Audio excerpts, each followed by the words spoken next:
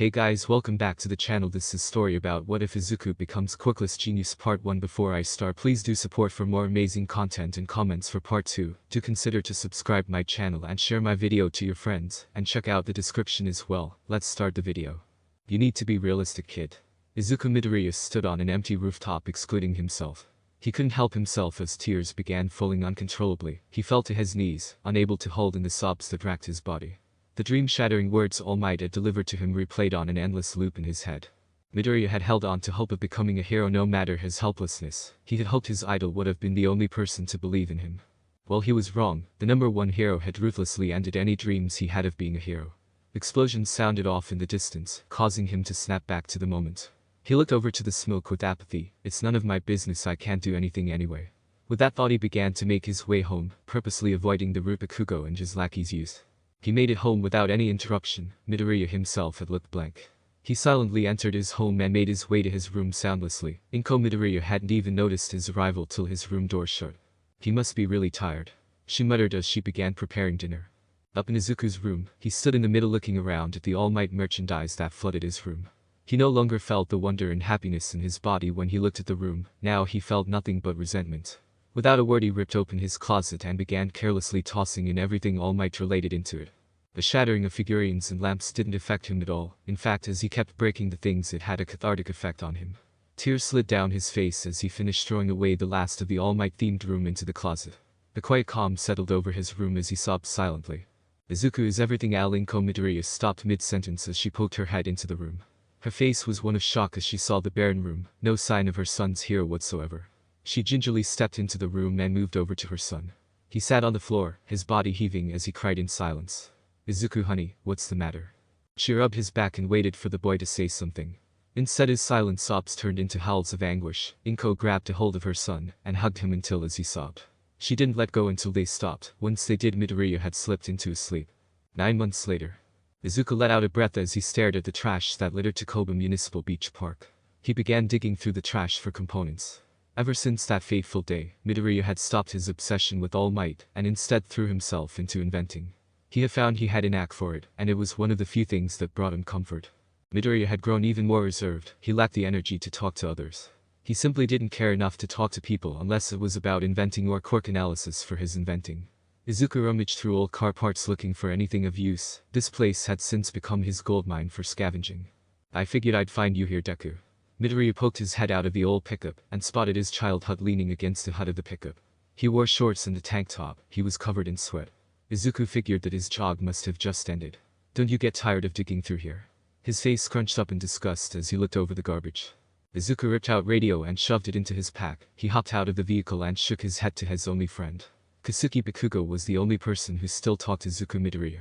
He was the only person aside from Inko Midoriya who could have a regular conversation with the boy and get responses back. Bakugo had given up tormenting his former friend and instead taken him back as a friend. Bakugo didn't like what became of Midoriya and still didn't know what caused it. All he knew was that he felt a need to protect the boy. Kakin, are you getting ready for the UA entrance exams? Izuku focused in on his only friend. The Shen blonde snorted and gave him a scowl. The fucking course I am. I'm gonna be the number one hero. You fucking dumbass. He shouted before taking a sip from his water bottle. Izuku nodded and went about scavenging for more items. Bakugo let out a sigh and took out a sheet from his back pocket. Deku, you going to UA too? Izuku whirled and stared at him with a raised eyebrow. The support course, you can get in and that way I can be the number one hero, and you can be the best inventor. He held out application form. Midoriya eyed it. Lame. He went back to looking for components. Bakugo grinded his teeth as he blew up his water bottle. He stepped over to Izuku and grabbed the boy by the collar. Izuku stared back blankly. You're going to apply. Wanna know why? Bakugo growled. It wasn't really a question. Midoriya knew this, but still nodded to humor the boy. The support course students have full access to the UA on-campus workshop. If you do coursework you could spend all day in a workshop with top-tier gear. Bakugo smirked as he snatched the form from Bakugo and immediately began filling it out. Izuku began thinking of all the possible inventions he could bring to life. I can make hover boots, or wait, I could make the fuelless jetpack. No. I could go forward with the gravity increasing cage. Or the quirk nullification cuffs. Or even now. Izuku rubbed his head where Bakugo had punched. You were muttering again. He laughed at the scowl that Izuku shot at him. It rivaled his own on most cases. This means you going to UA with me. He smirked at his friend who simply nodded and went back to filling out the form. 1 month later. Izuku Midoriya stepped through the front gates of UA with his only friend Katsuki Bakugo. Both boys shared a familiar scowl as they walked. Midoriya, however, had bags under his eyes. "You didn't sleep at all?" Bakugo growled at him. "I did, 3 minutes before you decided to wake me up." He grumbled in return, causing the blonde boy to glare at him. "So I repeat, you didn't fucking sleep," he shouted at the broccoli-haired boy. "I did, but only for a short while." He shrugged nonchalantly. Bakugo would have shouted another thing at him until he began to tip over. Instead of face-planting like Izuku hoped he would, the boy floated. "What the fuck is going?" A brown-haired girl righted him and placed her hands together. "Sorry for stopping you, it's my quirk. I figured it'd be bad luck if you tripped just before the exams," she cheerfully explained to the blonde who stared at her with a semi-scowl. "I don't need fucking luck. I'm gonna be the top of the exam no matter what. But thanks, round face," he grumbled while looking over at Midoriya, who had a notebook in hand and was furiously writing in it. Bakugo let out a sigh and began dragging him along. "Come on, Deku." They left the girl as they entered the building. "Round face," she muttered while poking her cheek. Bakugo and Midoriya stopped in front of a desk with a purple woman behind it. "Hero entrance exams." She gave a pleasant smile. "Yeah, for me. He's going for support course." Bakugo jerked a thumb at the boy who was still writing in a notebook. The woman nodded and pointed them in opposite directions. "Deku, you better fucking pass." He grabbed the boy by the collar and growled at him. Izuku regarded him with a bored expression. "As if I wouldn't pass." He rolled his eyes, earning a smirk from Bakugo. "Good, see you later then." With that they parted ways. Izuku took a seat at an empty station. The station was adjacent to a pink-haired girl muttering something about babies. Soon the room filled up with 100 applicants, followed by the exam giver. The pro hero Power Loader. Midoriya smiled as he saw the hero. Power Loader was a hero he looked up to due to his amazing inventions and designs. "My name is Zagari Majima, also known as the pro hero Power Loader. You may refer to me either as Majima or Power Loader.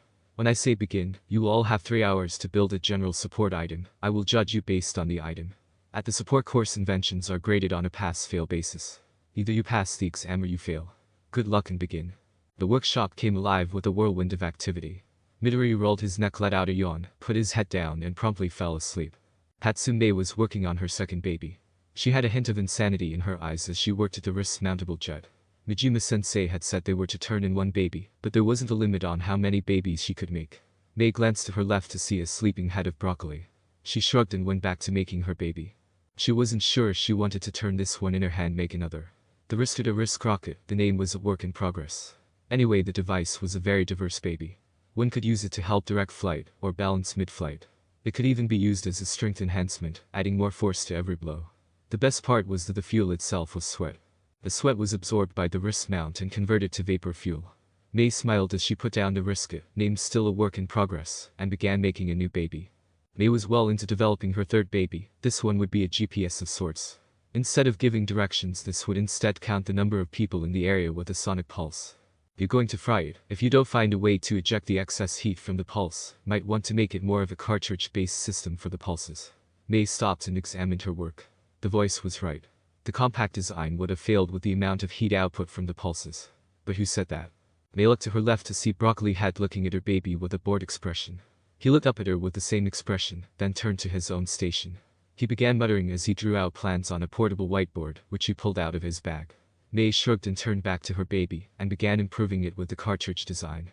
Mei looked up to see plenty of distressed faces furiously working away. Some soldering, others welding, and some connecting things. Must have been close to time up. She was right. As the clock ticked at its final 20 minutes, Mei decided to take a peek at Broccoli Head. By taking a peek she meant looking right over his shoulder as he was hunched over. It's a multi-purpose grenade. Depending on the setting you put it to when you detonate it, a different effect will happen. The setting are shock, flame, water, slime. Broccoli explained without even glancing at Mei. She smiled wickedly at the baby. It was a really good one. Broccoli could prove useful. That's an amazing baby. Also thanks for the heads up, Broccoli. If you hadn't helped, my baby probably would have blown up. She cheered in the boy's ear. His head tilted to the side as if contemplating something. No problem. With that he grabbed his MPG and began walking towards Power Loader's desk. He stopped and tilted his head again. Izuku. Without another word he left her presence. Mei noted Izuku's name. Wait, was that right? Oh well. Time to show Sensei her first 2 babies. Midoriya had grown accustomed to the routine of the support course. Power Loader would give them lessons on different subjects. Midoriya would sleep through the lessons. At first his teacher had tried to keep him away, but quickly gave up on the prospect. He settled for Izuku being able to sleep, as long as his work was done. Izuku would sleep until his very first friend in UA, not including Kaken, Hatsume, would finish her work and then wake him to go make babies. It still brought a blush to their classmates every time she did it. Izuku had no idea why, as he was 100% positive that Mei had no inkling of intimacy in her. Izuku preferred it that way. It was part of the reason he and Mei worked together so well. Like now, for instance, Mei was pushed up against him trying to examine the wiring in the helmet he was currently wearing. The girl had no respect for personal space, and the current situation was proof of that. Izuku currently had a face full of cleavage, and the girl simply didn't care. He didn't feel any attraction towards the girl, which explained the lack of reaction he had to the situation. Broccoli, do you think the display in the visor is too intrusive? She stepped back and flicked a switch on the side of the speak helmet. Her crosshairs zoomed in on him, awaiting a response. Instantly a series of screens popped up in front of Izuku. The sheer amount and lack of clear opacity definitely made for an intrusive display. Yeah, we should work on making the tabs more transparent. We also should double check the wiring and make sure it will connect to the breather correctly. She nodded and began shutting the helmet down, once again invading his personal space. Not that he cared. Mei was one of the few people Izuku actually talked to. It was a rare anomaly. No one else could get past cold walls he had put up. Many of the students had tried and quickly given up once they realized they wouldn't make any progress. Izuku just simply offered them a wall. Well, with Mei, he was actually somewhat normal, with as normal as the two gearheads could be. Power Loader had considered sending the boy to a counselor to have him checked, but decided against it. The main reason why was one, Hatsume. No matter how cold the boy could be, she never experienced that. She was the only student in his class that could easily bypass his walls. Power Loader suspected that was in part due to her overwhelming love for inventing a trait in which both students shared. Izuku and Mei continued to work on their underwater reconnaissance helmet, or as Hatsume called it, the thought bubble. Name not final, at least in Izuku's opinion. The pair continued to work on it, not noticing the workshop clear out for lunch. They continued to work in a comfortable silence until the large metal doors slammed open, revealing a very furious blonde. Deku. Get over here, you aren't skipping lunch again. Midoriya looked at his watch and realized that they had been working through their lunch break again. With a sigh, he grabbed Mei by the collar and dragged her out of the room with him. Bakugo continued to yell at him for continuously skipping lunch, while Izuku and Mei looked over their plans for the thought bubble. Where'd Bakugo run off to? Looked like he was ready to kill someone. Kirishima Jiro questioned. The spiky red head looked around the table. He sat with Ashido Mina, Hagakure Toru, Yoi Rozumomo, Todoroki Shoto, Asui Tsayu, Jiro Kyoka, and Kaminari Denki. They all shook their heads. When doesn't he look that pissed off though? The acid quirk wielder asked with her head cocked to the side, making sure her horns didn't hit the creation quirk user. A few muttered in agreement. Maybe he decided to actually go and find a way to fix his crappy personality.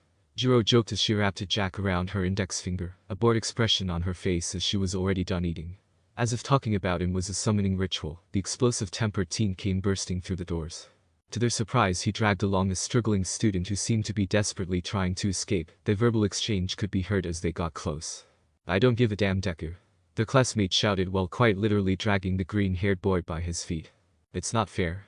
Mei is already back at the workshop making adjustments to our invention. The boy whined while desperately clawing at the floor. It was clear he wasn't getting away, as the other boy held onto him with a vice-like grip. The pair reached the table, and the green-haired boy lapsed into silence, as he was forcibly sat between Kirishima and Jiro. His face set in a scowl rivaling Bakugo's. They all stared with a mixture of curiosity and worry. They didn't know exactly what to make of this. All eyes drifted to Bakugo, who kept a grip on the pale teen. You aren't leaving till you eat all of your lunch. If you even try it, I will go and blow your damn inventions to high hell. He growled at the boy, who went rigid in response. That's better, now stay here while I get you food. He stumped off without waiting for a response. An awkward silence loomed over the one students as they looked over the captive boy. He was currently in a grease-stained gym uniform. No one dared speak until finally Kirishima broke the spell. Sup man, I'm Kirishima Jiro. The other boy didn't so much as look his way, instead his scowl only deepened, and he put his head down into his folded arms. The table was taken aback by the rudeness. Hey. That was really freaking rude. He was trying to be nice. Mina snarled at the boy. Watch your goddamn mouth, besides he ain't gonna talk back. Everyone froze as Bakugo returned with a tray of food that was overstacked. He placed it in front of the other teen who begrudgingly dug in. Bakugo looked at the boy with an uncharacteristic gentleness. It melted away as he looked at all the curious students. His name is Izuku Midoriya. He isn't gonna talk to you unless it's about your quirk or an invention. So don't try to make small talk with him cause it doesn't work, and don't you dare bother him either. He added the last part with a low growl. Everyone's eyes widened as they realized that the iron-barbed Bakugo was actually looking after another student. He was actually being sorta nice to the boy, unlike how he treated most of his class. Deku, that crazy chick you're always with, are you two together or just doing it? The group felt light blushes at his bluntness, only to feel even more dumbfounded at what happened next. Izuku stopped eating and let out a snort. Yeah right, speaking of which, you still whining to your mom about treating you like a baby. Bakugo glared at the boy who unflinchingly stared back. No one could believe it, someone had just insulted the most short-tempered person in class, and not only did he survive, they were both smirking at each other. The students just sat in stunned silence as the two began slinging insults back and forth. Before they could even regain their composure, Midoriya had finished eating and was already up and out the door. The students looked between themselves until finally Kaminari spoke up. It was that. And what kind of quirk does he have to keep you from killing him? He questioned while excitedly leaning forward. Bakugo scowled at the human battery. I already fucking told you his name. Besides, he doesn't have a super quirk, he doesn't have one at all. The excitement in Kaminari instantly died as he heard his classmate. Deku doesn't have a quirk, and he doesn't need your pity either, so wipe that fucking sorry ass look from your face. None of you know shit about him, so keep his name out your mouths. He shot them all one last intense glare before he stormed off. The table erupted into excited talk of the unusual duo. Do you think they're going out? The invisible girl swayed side to side as images of the two flashed through her head. Kaminari rolled his eyes in response. Definitely not Hagakure. However, it was quite strange seeing a side of Bakugo that actually cared for someone else. Yoi Rozu chimed in with a hand on her chin, her mind replaying the way the duo had interacted. Everyone nodded at the statement. Told you guys he wasn't heartless, he just has a really rough exterior one you gotta break through with persistence. Kirishima slammed his knuckles together as he grinned. You guys are missing something important here, Ribbit. The frog girl finally spoke up, drawing everyone's attention. Bakugo introduced him as Izuku Midoriya. She waited for them to catch on. When no one did, she continued. He used his name. Bakugo never addresses anyone by their name. Realization dawned on them as they saw the tiny detail. Bakugo had actually used Izuku's name. He never did that for any of them. It was always some insult to be used as a label. I think we should look more into this Izuku Midoriya.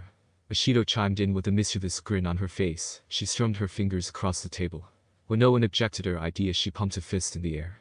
Then Operation Find Out More About Bakugo's secret boyfriend Izuku. Everyone felt a blush creep into their face, even the silent Todoroki, who had kept silent and to himself. The conversation continued, however Kyokujiro stopped listening. Jiro felt uncomfortable talking about the quirkless Izuku. Of course she wanted to know more about the person who was able to insult the explosive-tempered kid. Another part of her felt saddened. When she had looked at the boy before Bakugo had shown up, she saw something. What Jiro saw was a very isolated teen. Bakugo had only reinforced her thought when he confirmed the boy to only have two friends. A tap on her shoulder brought her out of her stupor. Her eyes widened as she noticed everyone getting up to leave. She ran up to the living battery and began joking with him. The thoughts of Izuku Midoriya forgotten for the time being. The rest of the day had passed uneventfully. Izuku waved a small goodbye to Mei as he left to meet up with his fiery-tempered caretaker. They had agreed to meet up at the train station, and he really didn't feel like giving Bakugo any real reason to be angry. As he walked to the train station, he decided to flip through his hero analysis notebook. Deku. Izuku didn't bother to look up as he approached his friend. They began walking together towards the train station in a peaceful silence. Bakugo was the first to break the silence, like always. Seems like you're enjoying Yue, you even made a friend. Even if she is insane and weird as hell. Izuku didn't miss the small smile that crossed his friend's face. As you could say so, but it's more or less I like having access to the workshop, nothing else really interests me. His voice carried the usual monotone to it. Bakugo rolled his eyes as they turned onto another street. Unknown to the both of them, they had a third party listening in on their conversation. At this point I'd have to say you're the most arrogant person I know. Bakugo said with all seriousness. Izuku stopped walking and looked at his friend as if he had grown another head. This coming from the guy who says he's the best out of everyone because of his sweat. Bakugo whirled on the boy and grabbed him by the collar. That's cause it's true. I'm gonna be the #1 hero and become a true hero. Even better than that bastard All Might. Izuku saw nothing but determination in his eyes and let out a small laugh. Yeah, well looks like I have to become the best inventor out there. Damn right. The pair lapsed into a comfortable silence as they continued their walk to the train station, without ever noticing the person following closely and listening intently. Midoriya sat across from his mother as they ate dinner. Inko stared at her son and felt the all too familiar stab of guilt. She so desperately wished for the cheerful and happy Izuku that she had known. She couldn't help but feel like she had let him down. Inko never did find out what caused this change in her son. Ever since the day he came home and threw away his hero, nothing had ever been the same in the Midoriya household. Izuku, sweetie. The dull green orbs looked up at her in acknowledgement, another stab of guilt. I just wanted to say that, I am so proud of what you're doing. She meant it too. When she had found out that her son was going to UA, she had nearly fainted. To hear that he was being recognized for his inventing skills had brought her extreme happiness. It also brought the shallow hope that this would be the thing that got her son back. Thanks, it really does mean a lot that you are proud of me. I'm gonna make sure everyone knows my name cause of my inventions. A smile had crossed his face, and a surge of emotion flooded Inko seeing that wonderful smile again. I'm gonna head to my room, have some designs I want to work on. Kakin will probably be here in the morning to wake me up. So don't be surprised if explosions happen. With a kiss to her forehead he left the room.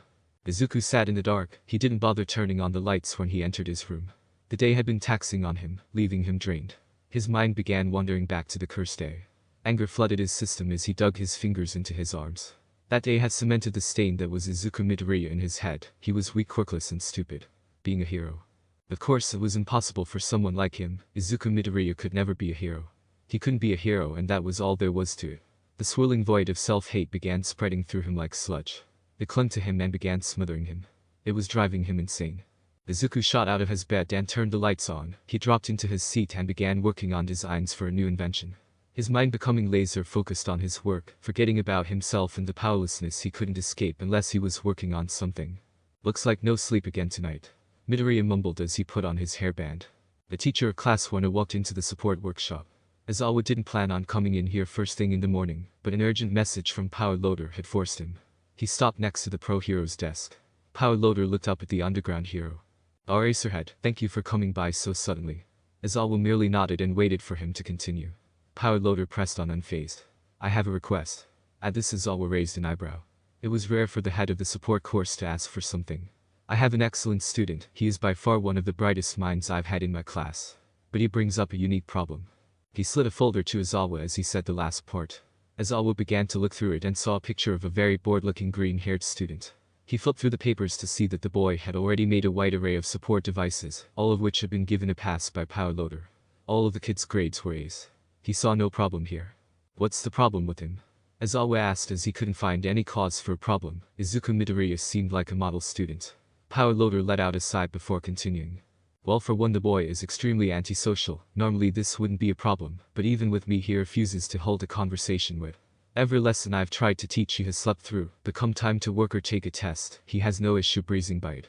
I've noted only 2 students that are able to interact with the boy. One of them being from your class. One Bakugo Katsuki. Aizawa was unable to hide his shock at the mention of his #1 headache in class. Are you sure the boy is interacting of his own free will? The other teacher only laughed at his query. Not always, but Bakugo has good intentions. If anything I'd say they act as brothers. But that's not the problem. The problem is Izuku is already far more advanced than his class. However, he doesn't work on his social skills, and has no drive to learn any tricks from his fellow students save one. Which is why I wanted to ask you if you would be able to take him for half of the day. While being in your care, he would have to assist you with tasks you deem necessary. He will have to develop socially while also being able to assess a student's fighting style and quirk. His grade will depend on this as it is crucial for a support course student to learn marketing, as well as adapting to different kinds of quirks. Power Loader went quiet and waited for a response. Aizawa could tell there was more to this than just developing the kid as a support course student. If anything, this kid was already a goldmine for support companies. No, Power Loader definitely had an ulterior motive in this. Aizawa out the folder back onto the desk and did something that always sent chills down others' spine. He smiled. Alright, I'll do it. Izuku stood just outside the giant door of Class 1A. He couldn't help but feel a sharp annoyance at this new assignment. Not only would he have to interact with people as part of his grade, but he would be reminded of his condition every single moment he spent doing it. He let out a sigh as he heard the cue for him to come in. As he stepped into the silent room, he could feel every pair of eyes locked onto him, tracking his every moment, analyzing his every feature for any distinguishing things. Without realizing it, he had made himself scowl. The pro hero racer had stared at him with a hidden curiosity. Okay everyone, this here is Midoriya Izuku. He's in the support course. As a part of his classwork, he will be joining your class for half the day, then report back to his teacher. He knows what his assignment is and he will do it accordingly, so don't worry if he isn't working on anything in class. A mischievous grin had ghosted its way across his face as he paused. First, why don't you introduce yourself to the class? Give them some facts about yourself. Izuku went rigid as he heard the added part of his introduction. He could feel his nails digging into his palms as he stared at the sea of faces staring at him until finally he saw the shocked Shen blonde. The class waited for what seemed like ages for the boy to say something until he finally let out a breath. Any facts or questions about me could be directed to Kakin. He droned out in his usual bored tone. Without waiting another second, he walked over and dragged a seat over to Bakugo's desk and promptly slumped into it. The whole class was taken aback at his complete lack of care. Tenuita stood up and began giving the boy a lecture on discipline and respect, while the rest of the class waited for the pending explosion from the hothead. Bakugo looked between the two and finally stood up. "Lasses, shut your mouth and sit down." Ida went silent in shock. Bakugo wasted no time and turned to the apathetic boy and grabbed his collar. "Deku." His voice had a dangerous edge to it. The boy still seemed unfazed. "Why didn't you tell me you were gonna have class with me?" he shouted as he shook the boy. In response, the boy smirked. "Oops." The blonde seemed ready to kill the boy, but instead sat him back down and sat down himself and looked at Izawa, who had a smirk on his face. "Now that you all are finished, we have class to start." Izawa wrote out a page number on the board, and then climbed into his sleeping bag and went to sleep, not before slipping some earplugs Izuku noticed. After a few minutes he felt all eyes on him again. He scowled and turned to Bakugo, who was already glaring at him. "What the hell did you do to get kicked out of the workshop?" he growled out. Izuku simply shrugged. "I didn't socialize enough, and now I need to work on my social skills," he grumbled back, as if on cue someone walked up to the pair. "Hey there, the name's Kaminari, you ate lunch with us the other day." Midoriya didn't so much as shift in his direction, instead he became silent and put his head down in Bakugo's desk. "Hey. Dude, I was just Mac. Thought I told you already that he wasn't going to talk back." A chill went through the room as everyone looked at the dark look on Bakugo's face. Kaminari backed away and retreated to his desk. Everyone, seeing the warning, wisely went about doing their work. Half an hour had passed when Izuku picked his head back up from his nap. While the one students focused on their work, he decided to analyze them again. His eyes roamed until they landed on a head of brown hair, round face. He uttered, without another word, he dragged his chair next to hers and took out his notebook. The girl looked up in shock and confusion. Most of the class was once again focused on the odd and silent student. Can I help?" She didn't get to finish her statement as Izuku showed her an incomplete page in a notebook. The title of the page was labeled as "Round Face." "I didn't get to complete my analysis on your quirk. I have plenty of questions, and we don't have time to waste." The girl looked shocked as she reviewed the page. "You got that much from just a glance?" he nodded. "You also remembered me?" "I remember every entry. Could we proceed to the part where I question you?" Hibor's tone had picked up a slightly annoyed tinge to it. "When your rocket did not miss." She crossed her arms and smirked. "No?" Her smirk only grew wider when she saw the visible annoyance wash over his face. "You have to get to know me, and once I feel like we have a good enough relationship, then you can have all the information you want." The only sound in the room was the howl of laughter from Bakugo. Izuku was going insane. There was no way that he would be able to go through with Round Face's request, but I couldn't just leave his page half finished. Sure, he could just watch her, but that would just be speculation at best. He sighed as he made his way through the halls. The rest of the classes had gone by uneventfully. He was now making his way back to the support course when he rounded the corner and slammed into someone, causing him to fall. The swirling void began eating away at him rapidly as he stared up at the number one hero. Izuku felt his throat shut. It felt as if the sludge was clogging up his bloodstream. At some point Midoriya had begun to shake. He couldn't control it. "Are you alright?" Recognition began to creep into his face as he stared down at Izuku. Unable to take any more, Izuku scrambled up and pushed past the hero, and ran the rest of the way to the support course. Unable to stop his shaking, he sat down at his seat in the workshop. As if sensing his distress, Mei pulled out a tarp and placed it over him, and went back to work without prying. Izuku was thankful for the action, because as soon as he was covered the floodgates opened up, and he silently wept. Izuku Midoriya could keep his walls up, but thankfully his friend had put a cover for him, be able to let them crumble for now. "Deku." Bakugo pushed the door open to the dark room. Without waiting for a response that was never coming, he stepped in. After some fumbling and quiet cursing, he made it to his best friend's bed. He felt a mixture of anger and sorrow when he saw the blank stare Izuku was giving the wall. Silently he sat on the bed across from him and waited. Bakugo had learned early on that it was better to let his friend recover from his catatonic state in his own. Already prepared for what he was going to find, he had packed his bag for an overnight stay. He let out a yawn as he pulled out his phone and began surfing the web. Earlier in the day, Bakugo felt a rising irritation at the poorly hidden glances his class had been giving him. He knew that they wanted to know more about Deku, but they wouldn't get anything from him, and they sure as hell wouldn't think of bothering him if they knew what was good for them. The ringing of the final bell roused him from his thoughts. All the students began packing up and letting out sighs of relief. Bakugo was the first one up, and was already headed for the door when it opened before he could do it himself. Lassie explode. Great, come with me. Before he could react, he was grabbed and being dragged through the halls. He stared daggers at the crazy pink-haired girl that hung with Deku. He yanked his arm free of her grasp and stopped walking. "What the hell is it, you crazy bit?" The worried look she shot him set off warning alarms in his head. There was only one thing she would come to him about. One person. Where is he? He growled at the girl. Unfazed by the action, she began leading him again. The run wasn't very long. They entered empty classroom, and Bakugo instantly saw a motionless Deku. He rushed over and began to examine his best friend. It was clear that he had been crying, and now he had shut down completely. He let out a sigh. Is he okay? Bakugo glanced back at the grease-stained Mei and let out another sigh. Deku is well, he's not fine, but he's not in any danger, he's just trying to cope with something that overloaded him. It had been so long since Izuku had gone into this state, it had been even longer that he had panic attack he couldn't deal with. Bakugo felt red-hot anger rush through him. He felt like destroying something, anything really. He so desperately wanted to know what had caused his friend to become like this, because once he found out he would demolish it or them. What should we do? The girl had gotten next to them now and was looking at Izuku with a still worried expression. Bakugo closed his eyes and calmed down, his anger wouldn't be of any use here. You don't have to do anything. He's my responsibility, plus already have a plan for times like this. Not wanting to wait any longer, he pulled out his phone and dialed a contact labeled as Deck Emergency. The phone rang twice before the receiver picked up. Ah, hello Kasuki. Will you be joining us for dinner tonight? A cheerful Inko Midoriya picked. He took a long breath before pressing the Deku button. Mrs. Midoriya, Izuku had an attack, he's currently shut down in his classroom. He cringed at the unintelligible screeching he heard. I'm coming right now. Not long after had Deku's mom had come and picked them up and taken them home. Present time. Bakugo looked up from his phone when he felt movement from the bed.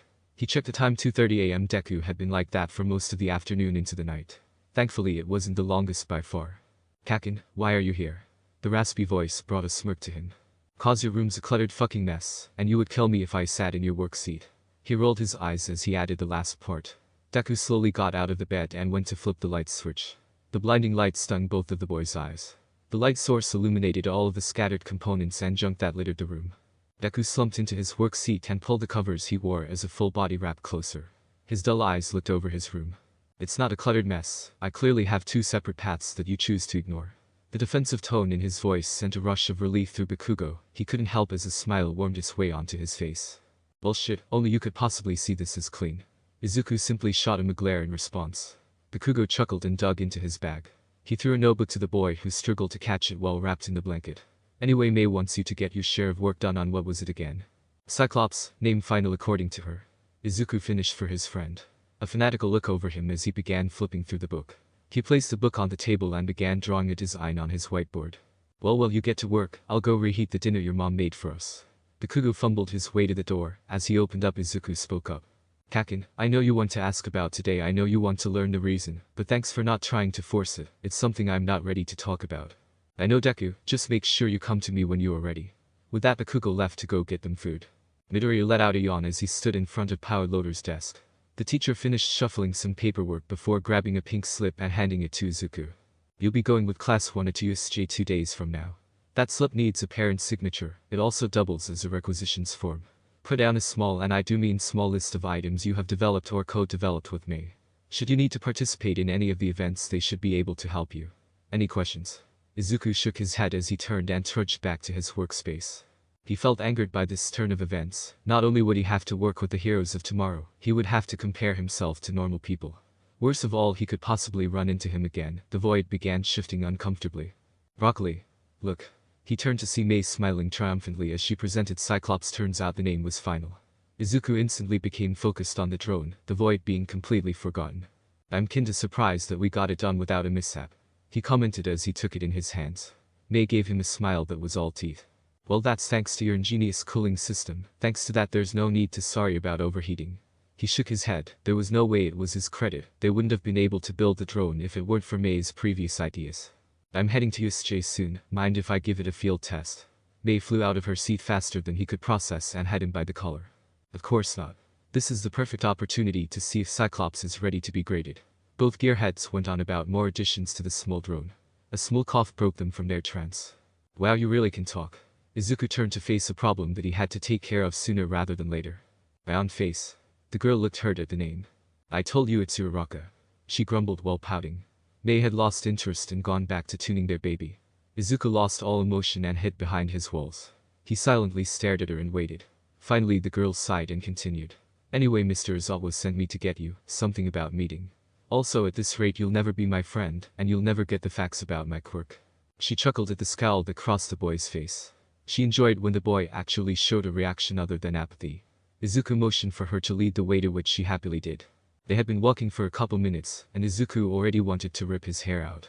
Why couldn't this girl just tell him what he wanted? Why did she have to force him into this situation? The fact that he couldn't finish a page in his analysis book had been nagging him constantly. Even if he had given up on being a hero, taking fine-tuned notes on quirks was key to bettering his inventions. Yet here he was with half a page of speculation and ideas for inventions that couldn't be acted on. He shot one last glare at the back of the girl's head before steeling himself. So, I give you information on me, it would only be fair if you gave it back. He waited as the girl continued walking. Finally he could hear muffled laughter. I'm sorry, but is that really how you make friends? The laughter went full-blown, and Izuku wanted to just walk away. I'm not laughing at you, it's just that you're really bad at this, but hey, at least you're trying. But let's see, instead of forcing it like this, how about you eat lunch at my table and we'll take it from there. They stopped in front of the doors of the teacher's lounge. Well, until then. She waved goodbye. Izuku just glared back until she was out of sight. Finally, after getting his bearings, he entered the room. What was waiting for him was not Izawa. Ah, it's so nice to meet a new student. And from what I hear, you have quite the mind. Midoriya looked around until finally he looked down. Yes, down here. Nice to finally meet you, Mr. Midoriya. I am your principal. Midoriya sat across from the sentient animal, feeling a new layer of sludge. He couldn't help but think that the universe was laughing at him. An animal got a quirk, but he got nothing. He was convinced that he was the punchline of an ongoing joke at this point. So Mr. Midoriya, do you have any idea why I asked you to come here? The principal poured 2 cups of tea while throwing the question out there. Unable to come up with an answer, he simply shook his head. Oh well, there is nothing to be worried. I simply asked for you to have a meeting. You see, I wanted to meet the boy who has been put on a modified curriculum. He handed a cup to Midoriya while taking a sip from his own. Midoriya mimicked him, not wanting to talk. I must say the reports were accurate in your refusal to talk. But worry not, I'm not here to force you to talk. However, I would like to get to know you more, so would you be opposed to these meetings every Friday? Midoriya scanned the dog. No mink, no dog, rodent. Izuku settled for rodent as he looked at his principal. He saw no hidden threats or underlying intentions. He nodded in agreement. Wonderful. With that settled, I'll let you get back to your class. Izuku finished his scalding drink and silently exited the room. The door to the closet opened once the coast was clear. That boy showed a lot more emotion when I first met him. Toshinori Yagi stepped out in an oversized suit and fell onto the seat the boy had previously occupied. Nezu simply hummed patiently. I wonder what could have happened to him. Toshinori gave his boss a quizzical look as the principal let out a chuckle. Don't mind me, just laughing at a situation. He dismissed the look and took on a serious one himself. On to pressing matters, have you found a successor?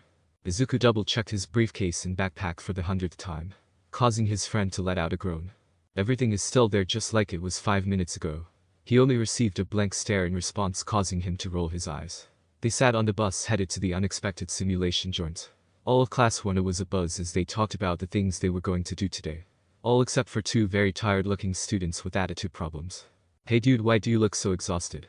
Kirishima exclaimed as he looked at Bakugo. Instead of receiving a death glare, a certain green-haired boy got it. Cause some dumbass wanted to invent instead of sleep. He growled at his best friend. Without a second to react, the quiet boy was glaring back just as fiercely. Smarter than you, and you didn't have to stay up. A smirk had crept its way onto his face, while a deeper scowl had crawled into Bakugo's. Before the pair could begin their insult slugfest, the bus came to a stop. Welcome to unexpected simulation. Fear struck him to the core as a severed hand came out of the mist, followed by soul-piercing eyes. After the first out came more and more villains. Izuku whimpered. Everyone get back. Without hesitation, Izawa slipped on his goggles and began running towards the growing group of villains. Come students, we must get out of here. 13 began ushering them towards the door, while Eraserhead began dealing with the group below. A firm vice-like grip clamped onto his own hand. Come on, Deku. Izuku saw the hidden worry that his friend had for him as they began following the others. The group didn't get far before the mist appeared in front of them. This time Izuku could see yellow slits that he assumed were eyes. Greetings. We are the League of Villains. Forgive our audacity, but today, we've come here to you, a high school, this bastion of heroism, to end the life of All Might, the symbol of peace. However, he doesn't seem to be here. No matter, I still have a job to do. Die. An explosion ripped the mist apart as Bakugo rushed forward to attack alongside Kirishima. That was very unhero-like. The mist reappeared and consumed most of the class. Dark flooded Izuku's vision and a sense of nausea overcame him as he fell onto dirt. Before he could react, Midoriya was hoisted to his feet.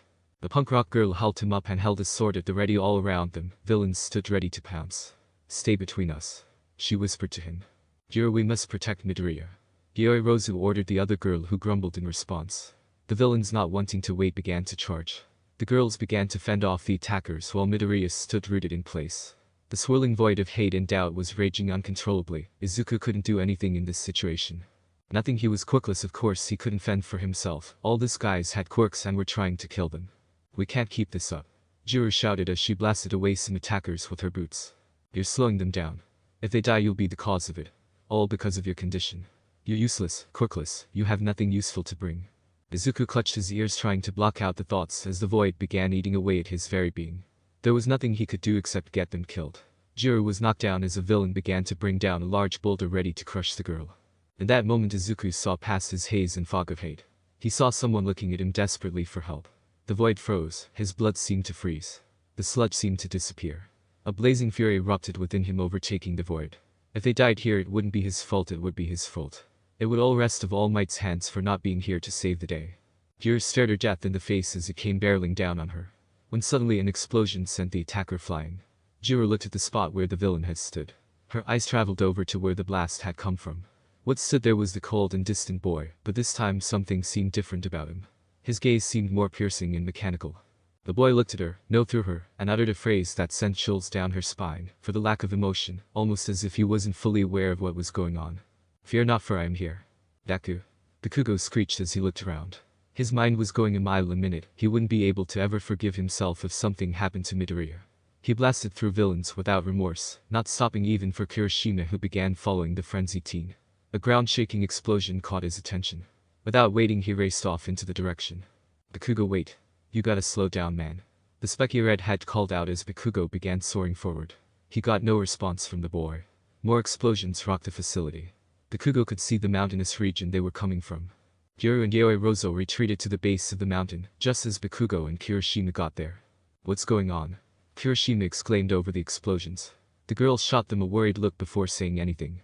Something happened with Midoriya. He went berserk. He told us to get out of the area, then began setting off bombs.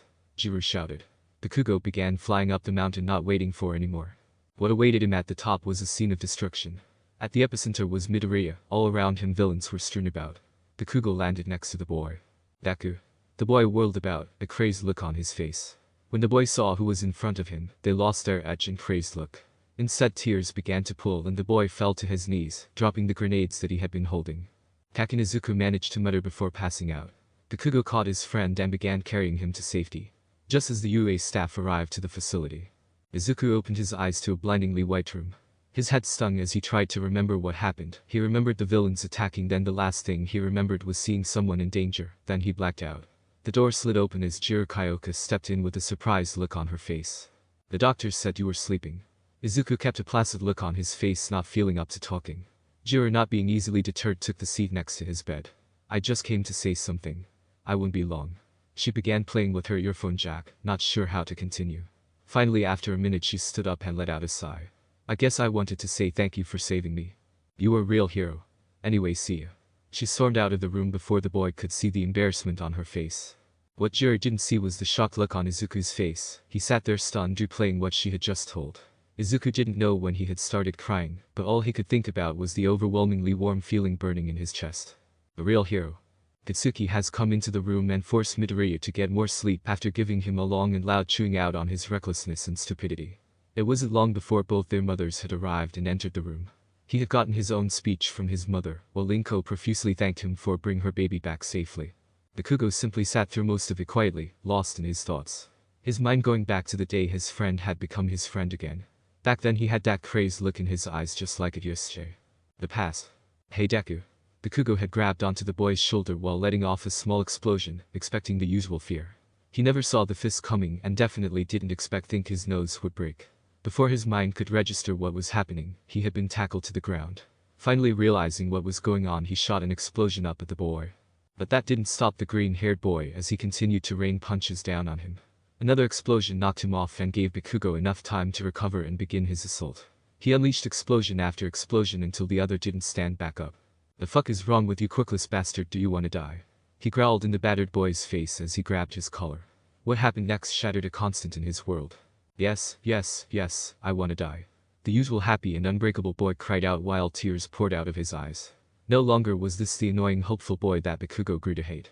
No, this wasn't anyone he knew. Present. Come on Katsuki, we have to head home. Mitsuki called out as she left the room. The Kugo stood up and began to follow before looking at his sleeping friend. I promise that I'll make you happy again. Izuku was sitting up in his hospital bed. The staff had told him that he would be allowed to be discharged soon. Just one more thing. A psychiatric evaluation. Izuku couldn't help but feel annoyance at the upcoming test. He didn't fear the questions that he would have to answer, he couldn't care less about them.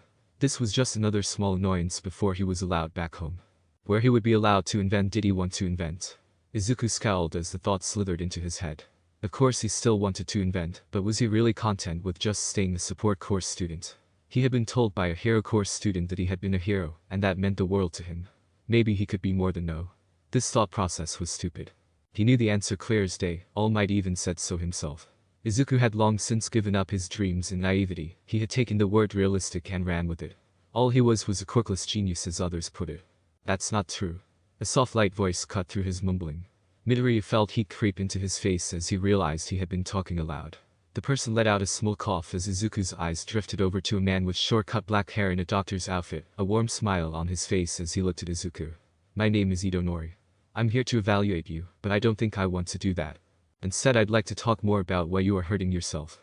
Ito's face didn't change from the comforting smile as he told Midoriya this. Midoriya kept his face placid and retreated behind his walls. Ah yes.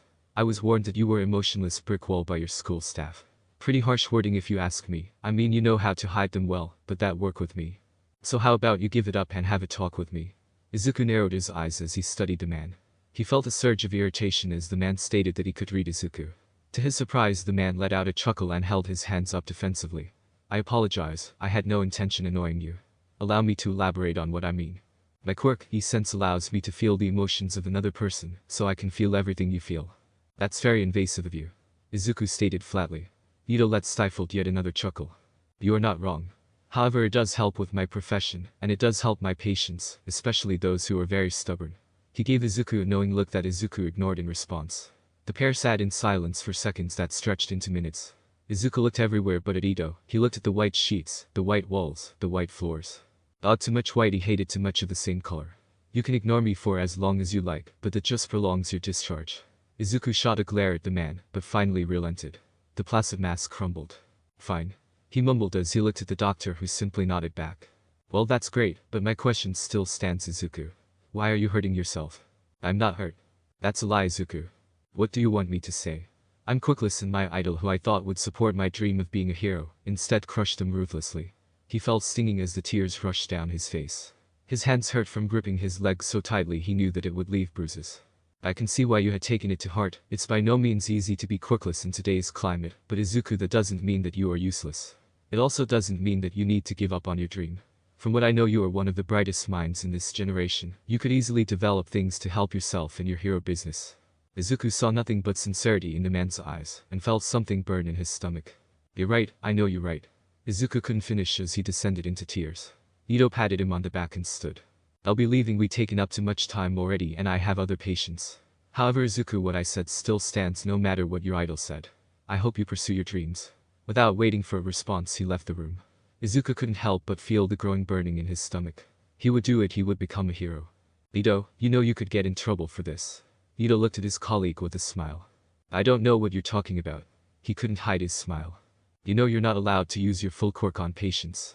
You manipulated his emotions and made him more susceptible to suggestion. She grumbled in a low voice. Ito simply shrugged. I simply gave him a push in the right direction, one where his heart will be truly free from the shackles of his past. Nothing wrong with that. He let out a short laugh as he went down the hall to the next patient. Skull had resumed relatively unchanged, except for his workshop partner, who proved to be more caring than he gave her credit for. May had prodded him for answers almost non-stop since he entered class. No matter how many quiet hums of assurance he gave her, the girl pressed on with the same questions, all of course while making babies.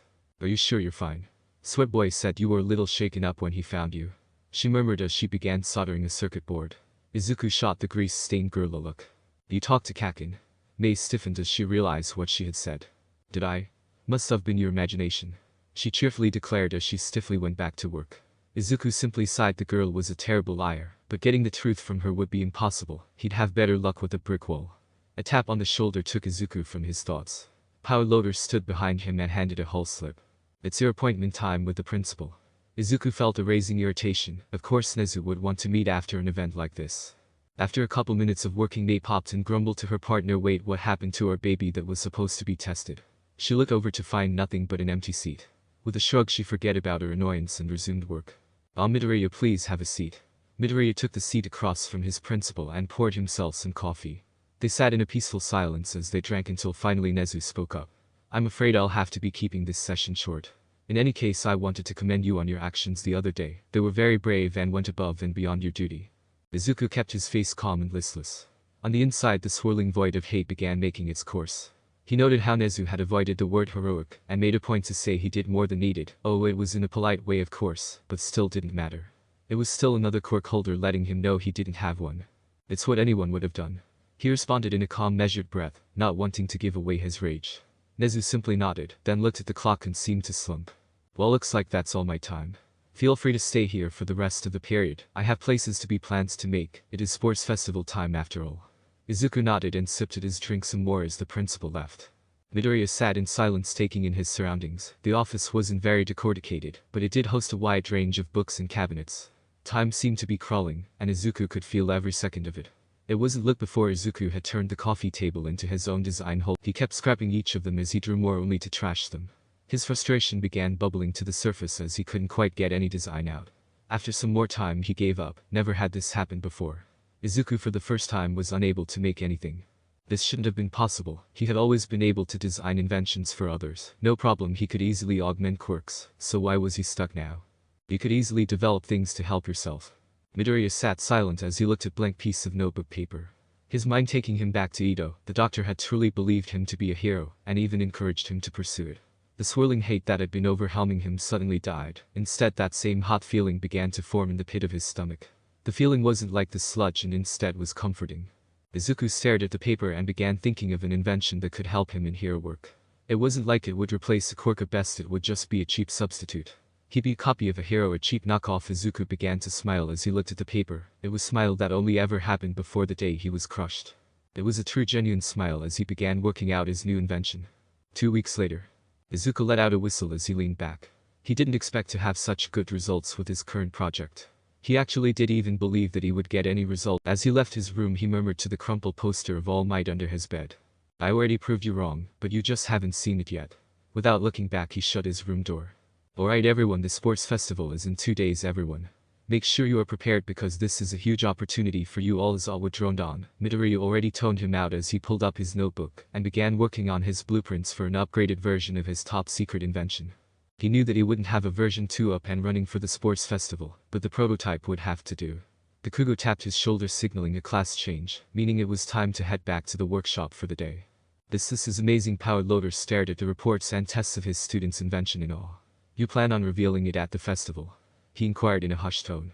The green-haired boy nodded, and for the first time Majima saw something brand new in his student. The look of indifference was replaced by resolute fire that shone brightly. The boy's eyes were no longer dull, but shone with an intense ferocity. "I will use it to win the sports festival, sensei." Bakugo waited at the school entrance for Izuku to come out. Something was different today. Deku had been up and ready for the day. He also didn't fall asleep once today. They had talked and joked normally, but Deku had seemed different, more assured.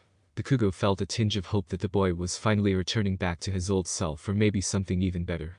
He quickly got a hold of his mind before he got his hopes up too high. It wasn't long after that his friend exited the building with a bored expression etched on his face.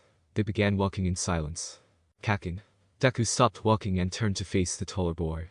Bakugo turned and stared at his friend. "Is it about the festival? You know you don't have to compete if you don't want to, weakened you." "No? Kakin, that's not it." Katsuki looked at his friend and finally saw the raging fire in his eyes. It was the same fire that he felt when in battle or training. It was a sense of desire. A desire to be the best. "I'm telling you that come the festival I'm going to be the winner. That means I will beat you at the festival." Bakugo stared at his friend in disbelief. Deku, who was quirkless. It was weak, he needed protection. He had tried. No, Bakugo shook his head. This was Izuku Midoriya, who was the smartest person in the room. The person who could dissect any and every quirk. The person who wouldn't just make assumptions. This was his best friend. He felt a smile warm its way to his features. "I'm not gonna lose to anyone, not even you, but you say you're gonna win. I better see you second place. Because I'm not gonna accept any lower from you after hearing this, so get ready, Deku, cause I'm gonna win against you." He shot his fist outward and waited. Midoriya had a smirk on his face and returned it in kind. The two friends returned home in an energized silence. They couldn't wait for the festival, they couldn't wait to prove to each other. They both went straight to bed in anticipation of the next day. Izuku woke up before the sun had risen to finalize the prototype. With Skull letting them have the day off, he decided to work on his arsenal in full. He was allowed any invention of his making. Izuku had settled on his loadout. He would be bringing multi-purpose grenades, the Thought Bubble V3, 3 Cyclopses, and finally his secret weapon. Just wait, All Might, I'll show you. Midoriya slipped on his welding goggles and began slaving away. In the UA staff room, the teachers sat around a table discussing the festival. The topic turned to contestants. When All Might spoke up. Majima, you can't be serious in letting Izuku Midoriya enter into the festival. I can understand the Hatsune girl, but the boy is different. He's quirkless and already at a disadvantage. Why allow him to suffer humiliation? All Might questioned. Power Loader looked up from the forms in front of him. With all due respect, All Might, I believe Izuku is entering it with clear intentions, and don't think he'll be discouraged. I for one think he might even win. He gave the number 1 hero a smile as he went back to checking the forms in front of him. All Might sighed. There was no way Power Loader was of sound mind with this decision. However, he would respect it no less. An underground base, location unknown. The figure watched the video again. The video was retrieved from a fallen drone at Yusuke. It showed an emotionless boy easily taking down villains with brutal efficiency. The boy knew every weak spot or limit of his enemy's quirks, and used them to his advantage, while incapacitating his foes with bombs of an unknown make. Well unknown before learning of the boy's merits. All for one now knew the genius that was Izuku Midoriya. Emotionally hurt genius, and one that he would get his hands on. With a sick smile on his malformed half-face, he began to laugh. Izuku Midoriya, how I have plans for you. Oh Kaken, hey, Izuku mumbled as the bigger boy began to advance on him. Izuku gulped as the bully let off small explosions. I heard you still have that stupid dream of being a hero, Deku. What did I tell you about that? He growled at the quirkless boy, who only shook in response. Unable to respond to the menacing boy, Bakugo only grew angrier as he stopped in front of the boy and waited for a response. Time seemed to drag as the boy had no response and continued to shake. I told you that a quirkless fuck like you should give up on being a hero. He shouted as he began a relentless assault. The smaller boy screamed out in agony as he felt the blows and searing pain of the attack. The angry laughter of the Ashen blonde mixed with the wails of pain from the green-haired student. The scene seemed to melt away and was replaced with a similar one. Izuku sat at his desk waiting. The bell had rung, and everyone had already left the school. Izuku, however, waited even longer, shaking. Finally, he seemed to get his breathing under control, and slowly packed up his things, and got up to leave. Just as he hit the threshold of the door, a fist smashed into his face, sending him sprawling into the empty classroom. Blood trickled down his nose as he looked up with knowing fear.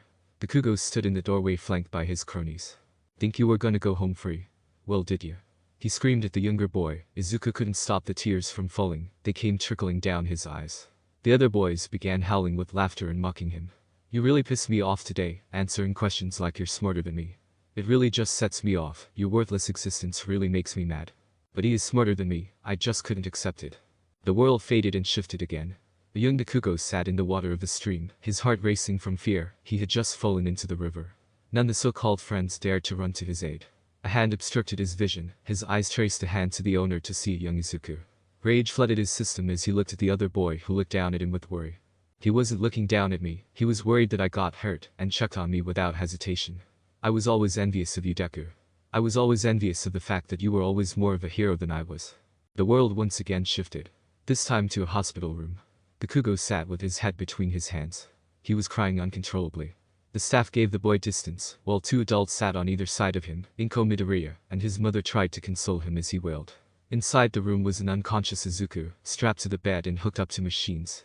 My envy and inferiority did this to you. I know you don't want to tell me, but it was my fault you ended up like this, Deku. Bakugo's eyes fluttered open as his alarm blared next to his head.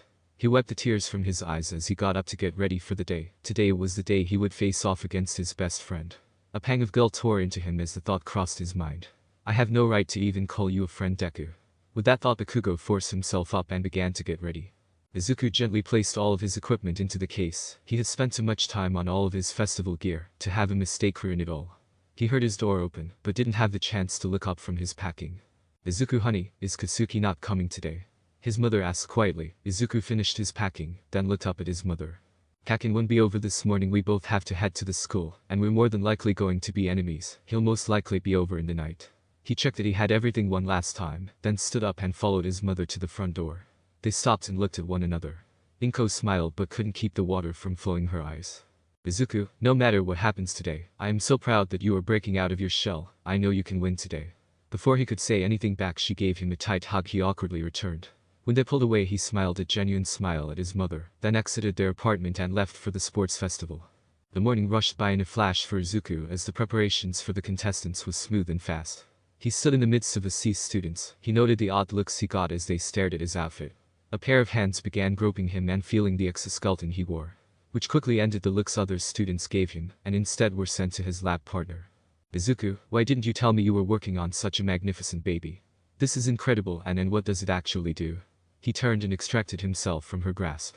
I can't tell you what it does at the moment, but after the festival, I'll be sending you the designs for version 2, so we can make an even better one. Mei seemed to glow at the idea of being able to see the inside of his suit, and she immediately nodded.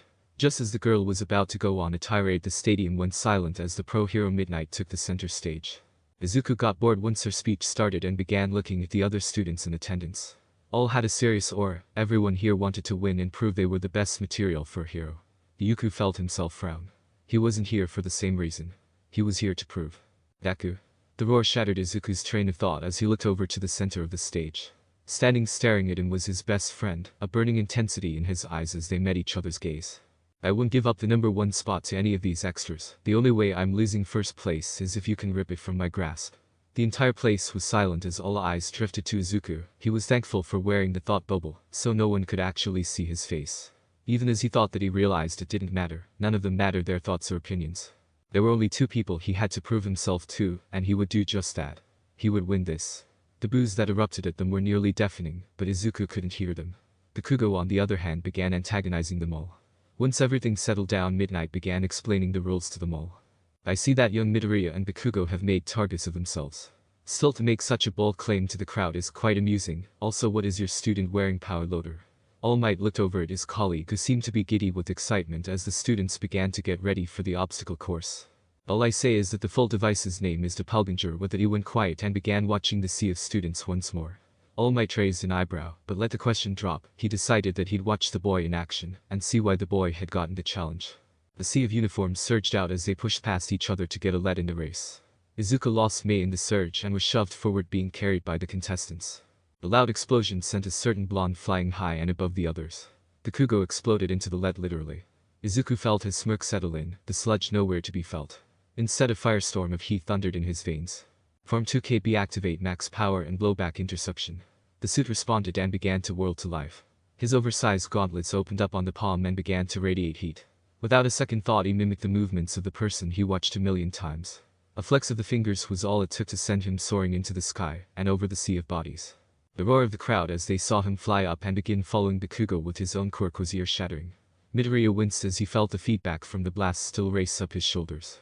Guess I'll have to work at the blowback reduction, he muttered as he surged forward. Class 1 was in shock as they saw a second Bakugo fly through the air. It didn't take long to realize who exactly they were watching. The entire class felt a surge of awe and competitiveness as they redoubled their efforts in the race. Daku, you crazy fuck. You actually did it. You fucking made a quirk. My fucking quirk, Bakugo roared as Izuku began racing by him side by side.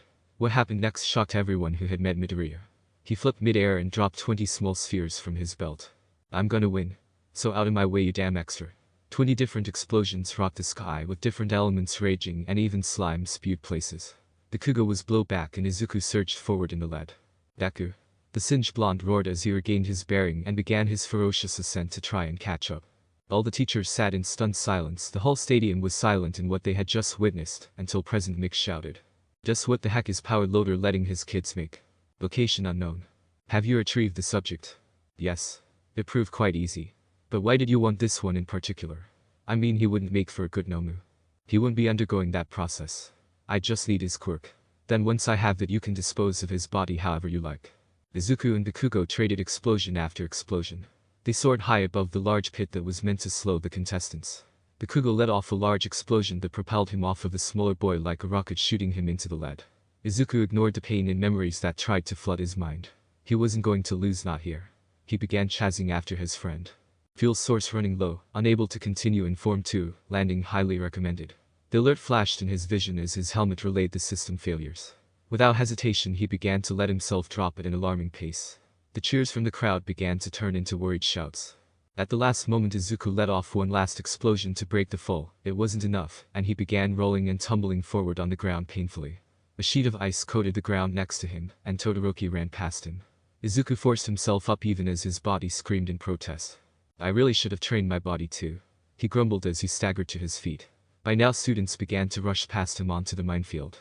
A quick glance revealed that all the fuel in his gauntlets was used up. With a quick series of commands, Izuku called for his drones. The 3 drones hovered around him. He had no time to waste as he saw Bakugo and Todoroki approaching the end of the race. The drones took his gauntlets from him and began flying up to a safe distance. Activate Form 1, IT maximum fuel usage in boots. The large clunky boots began to hum as the gears in them began to whirl. Ida landed beside him as he was blown back from trying to outrun the explosions. Ida, if you had been going your full speed then you would have cleared this easily. The class rep looked up at the usually silent boy with shock. How did you know? He demanded. The only response he got in return was Midoriya running past him at a blinding pace. The other students couldn't even react as he blurred past them, and the mines reacted to him. His visor lit up with different lines of color showing him routes he needed to take to avoid impact. One of the Cyclopses hovering just above him calculating all the routes. He had been right in predicting that this speed would be too much for him to actually keep up with. You're not beating me half and half. Bakugo sent an explosion at the other student's head. Todoroki countered with a blast of ice that created a large spike between them. Your overconfidence is your own undoing.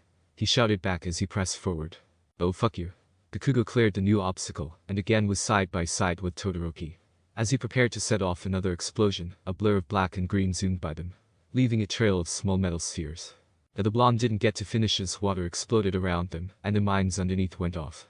Too much talk, Izuku said as he entered the finish line, and stopped in front of the entire crowd.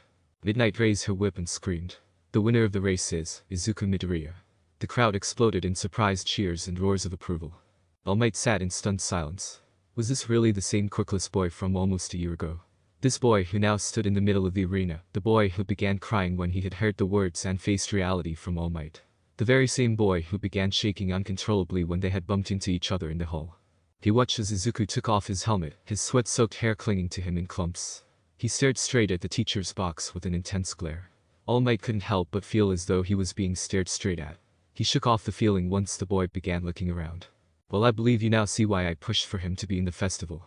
Him being quirkless has no bearing on his ability for greatness. Power Loader whispered to him. All Might, unable to speak, simply nodded his head. Bakugo stared at Izuku in shock. Both boys met each other's eyes. I told you that I'm winning this festival. So you better settle for second place. Bakugo felt a smirk cross his face as his competitiveness clawed its way to the front of his mind. No way in hell am I losing. You may have made your way to fight, but you're still leagues away from me. Bakugo shouted back. He's always been better. He thought with a stab of guilt. Today I'll show you my feelings too. Tell her that I demand her to sabotage Izuku. I want her to destroy all of the progress that he's been making. A wicked grin appeared on the grotesque half-face of All for One, as the live feed of the UA Sports Festival continued in the background. The screen showed a fierce-looking, green-haired boy, as his cavalry rushed forward towards a red and white-haired kid. Just as the two were about to collide, a third party crashed into Izuku's team just as the bell rang out. It's time we met my soon-to-be tool. Izuku pulled off his helmet and let out a sigh as he laid back into the chair. It was impossible to win, every event still sucks. He grumbled under his breath as he took out a screwdriver and began making adjustments to his helmet.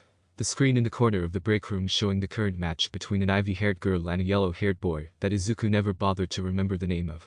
With one glance Izuku knew who the winner would be and grew disinterested. You sure didn't come to play today. Izuku didn't look up at the sound of the voice as he rewired the thought bubble V2. He gave a hum of acknowledgement as he connected another series of wires. It would be an insult if anyone didn't try their hardest in this competition. If anyone thinks that I'm going to be an easy win, then they'll eat their words. Izuku stopped working and looked up. He let out a soft cough. Also thank you, Jiru. What you said to me back at the hospital meant a lot. Jiru stared in shock. Izuku felt heat burn at his cheeks and threw himself back into his work. Jiru smiled at the progress the antisocial black hole in front of her had made. No need to thank me, you were my hero. Jiru held back laughter. The shades of red. Izuku turned as she spoke. She decided to spare him and pull out her phone and scroll through it. Izuku stared blankly at a pair of wires, his mind a jumbled mess. He had never felt that kind of reaction. He knew it was the teenage hormones. It had to be. After some time he heard his name called over the intercom. Cursing silently as he looked down at the still disassembled helmet, he bit his lip as he walked out of the room, leaving it be. There was nothing he could do about it. As he walked down the hall he felt a hand tap his shoulder. He looked over at Jiru, who gave him a mischievous smile. Kick some ass. She cheered as she grabbed his hand and gave it a fist bump before turning and heading to the stands. Izuku blinked as her receding form. He slapped his cheeks and roused himself back to the task at hand. Time to kick some ass. He muttered under his breath. Somebody quirkless like you must really hate normal people. I mean, look at you, cheating with that armor and mimicking quirks. That is what it is, isn't it? Just a suit that emulates your betters. Izuku stood frozen in his place, keeping a mask of apathy, as his opponent Shinso shouted insults at him. Izuku supposed he was right. Doppelganger was a system to emulate quirks. However, Shinso was wrong in saying it emulated his betters. Doppelganger was designed to bring quirk users down a peg. To show just how easily quirks could be made. Shinso hurled more insults, but Izuku ignored them as he walked forward. He could see the slight flinch in his opponent when he refused to talk back. Izuku continued forward, unclipping his grenades as he did so. Desu, wait, All Might, I'll shove those words right down your mouth and watch you choke on them. The figure slipped into the break room after waiting for the area to clear out. She slid a chair to the door, not risking the chance that someone could walk in. She made her way to the table and eyed the high-tech helmet laying on it. She pulled out a chair and began adding modifications to it. After she was done, she slipped out of the room like a shadow. Izuku walked off the stage, not bothering to look at his unconscious opponent. Shinso turned out to be the least threatening opponent he could have gotten. Big talk for someone who was weaker. The quirkless freak Izuku entered the break room and stood frozen solid. Nezu sat at the table beside the number one hero. Midoriya. Congratulations on that victory. I am astounded by your talents in inventing support items and ability to dissect a situation. Come have some tea. Izuku rigidly moved forward. Young Midoriya. I must say you are impressive out there. All Might stood holding out a hand, the smile never moving, not so much as even twitching, Izuku noted. All Might let out an awkward cough as he dropped his hand. Young Midoriya, this festival has brought it to my attention that I owe you an apology. Midori no Isaac. All Might was cut off as fists slammed into the table. All Might cringed by the sudden outburst and the snarl that he was receiving. Shut up. I don't need an apology from you. Izuku hissed as he glared at All Might. You don't get to say my name so casually or praise me. You destroyed my world, I idolized you, and what did that get me? Fuck all. Now that I'm proving myself is when you decide you have a change of heart. What a fucking joke. Take your apology and choke on it. Izuku felt his blood boil, and he growled out his statement. His locked away anger and resentment bubbling to the surface, all his self-hate finding a new target. All Might just stared at him, unable to say anything, the fake smile still plastered across his face. Nezu held up a hand to calm Izuku as he cleared his throat. Mr. Midoriya, watch your language. I can understand why you are mad, but control yourself. Let All Might say what he has to, and then you can decide what to feel after. Izuku glared at the overgrown rodent, then back to his idol, but said nothing more. All Might moved from the table and prostrated on the floor. Midoriya, I apologize sincerely. I apologize for what I said back then. I was in a time where I myself had forgotten what it meant to be a hero. In my clouded mind I told you what would crush you and made myself believe it was reality. The truth is, in my game in power I had forgotten my roots. Nezu stood abruptly as All Might talked. Yagi, I told you not to. All Might pressed on, ignoring the protests. I was also quirkless before becoming a hero. All Might rushed out, a sense of relief flooded over him as he got it out. He knew this was the only way to get the young Midoriya to see him on equal terms, and the only way to get him to forgive and move on. When All Might looked up, however, that was all shattered. Izuku looked down on him, shaking uncontrollably, his eyes burning with unhidden fury. You fucking hypocrite, were the only words he muttered as he stormed out of the room. Toshinori looked up to see disappointment on Nezu's face. I told you not to reveal that. There was no way he would have taken that positively. Toshinori felt his chest tighten. Had he ruined young Midoriya even further? Up next, the walking item dispenser Momoyoi Rozu versus the technician Izuku Midoriya. The crowd erupted in cheers at the next match. Bakugo and the rest of Class 1 hummed with excitement. As both contestants walked into view, Bakugo felt his shudder ran through his body when he saw Izuku. He knew something was off by the scowl on his face, and the barely contained rage that only he could see. What happened, Deku? He murmured as he sat forward. Midoriya, I wish you good luck. Momo called out. Izuku didn't respond as he jammed his reassembled helmet on. Momo shrugged and waited for the match to begin. Izuku rushed forward in a blur, as soon as Midnight gave the go-ahead. Momo's eyes widened in surprise before she dodged to the side just before Izuku could reach her. Not wasting a second, she produced a staff and shield. Once again Izuku rushed forward without thought, but was intercepted by a sharp jab from his opponent's weapon. The cycle repeated itself, Izuku getting closer each time only to be parried and struck. The crowd chanted for Yaoi Rozu, only infuriating Izuku more. It's a shame, Midoriya. I was prepared for a fight, but this isn't what I expected. Oh well, thank you for wasting time and allowing me to win.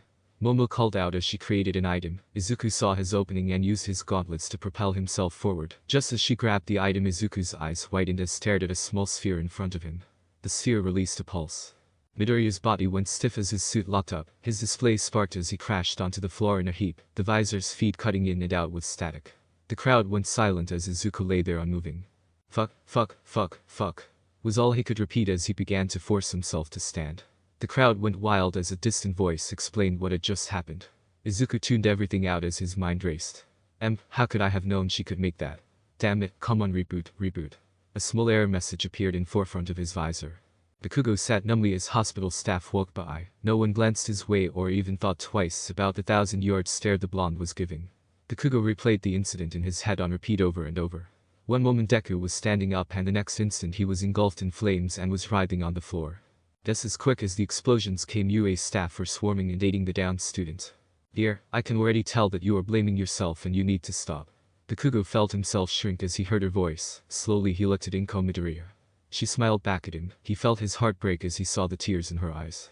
I'm sorry I couldn't protect him. This is my fault. If I never pushed for him to apply, then this would never have happened. He felt his throat close as he sobbed. It was his fault that Deku was hurt. It was the second time he put him in a hospital. Inko leaned over and hugged him tightly, gently rubbing his back. Bakugo finally let his tears flow freely as he sobbed into her shoulder. Mitsuki sat down beside her son and softly patted his back, letting him expunge all of his pent-up emotions. The doctor said that Izuku should be exiting surgery soon. They told me to brace for the worst. He's been really hurt. Inko said, holding back her own tears. The fear of losing her baby shredded her heart. Izuku is a strong kid. He's gonna pull through this. Mitsuki said calmly. She looked over at her son and best friend, and felt a pang of sadness stab at her. She needed to be strong for the both of them, if the worst did come to happen. What part exactly did you think gave you the go-ahead to try and kill the kid? Shigaraki shouted as he squeezed down on Momo's neck, still careful to not let all 5 fingers touch. The girl squirmed, tears building up at her eyes. Finally he dropped her to the floor and delivered a vicious kick to her downed form. Thanks to your bright idea, Sensei is furious. I should just kill you here and now to save us time. Slowly raising to her feet, Momo kept her head down and didn't say a word. You were supposed to deliver the message and hurt him. Now we don't know if he'll survive the day. Momo gulped as Shigaraki began breaking tables and chairs in a frenzy. Shigaraki. I believe that is enough. What we need to do is watch. If he does survive, what will the boy do? Will he report it to pro heroes or will he keep quiet? Say he does report it, then that means we need to break him down further. However, if he does not, then we can assume that his spirit has been broken once again and proceed with the next phase. Kurajiri chimed in, not bothering to look up from the glass he was cleaning. Shigaraki grunted in a reply before sitting in an intact chair. Tell me, are you being investigated? Momo looked up as he addressed her. She bit back her earlier fear and cleared her throat.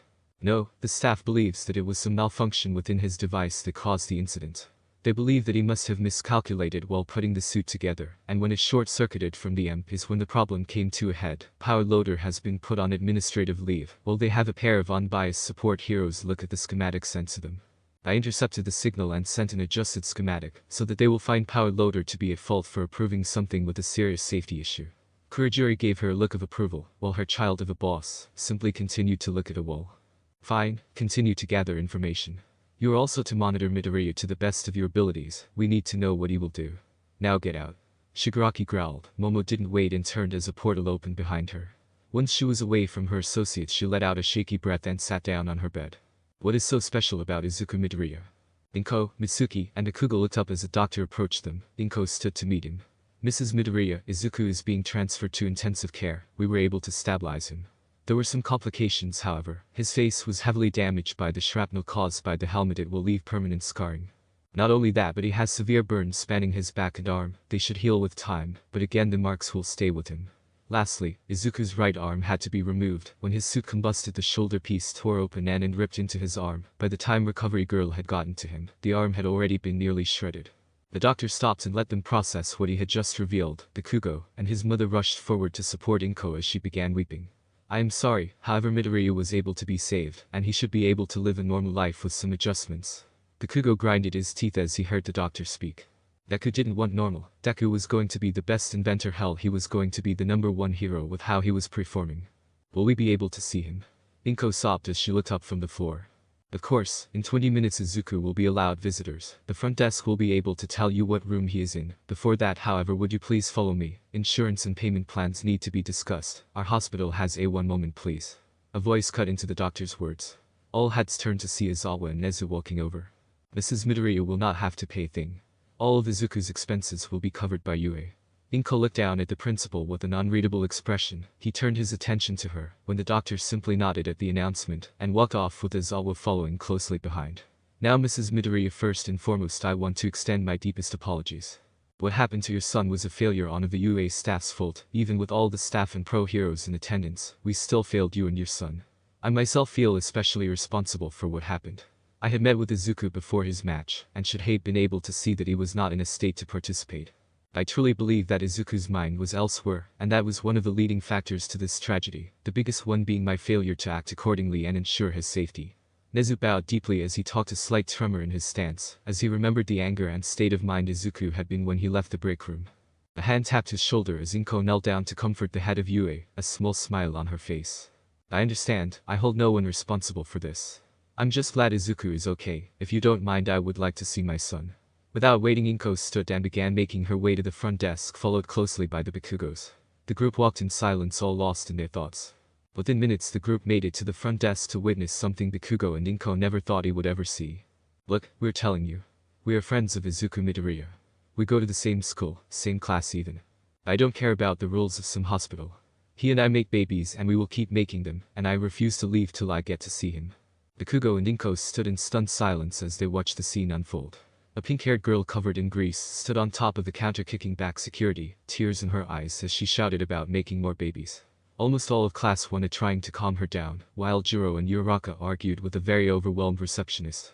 Bakugo peeked over at Inko to see a fresh set of tears pouring down her cheeks. Bakugo bit back his smile, as he watched the idiots in front of him fight to see Deku, and let out a whistle. All had snapped to his direction. Where the fuck are your manners?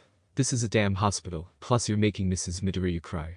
Bakugo ignored the murderous intent he felt bore into his back. He'd have to deal with his mom later. Swear boy. Mei shouted as she jumped down and pushed past everyone. She looked into his eyes, tears still falling.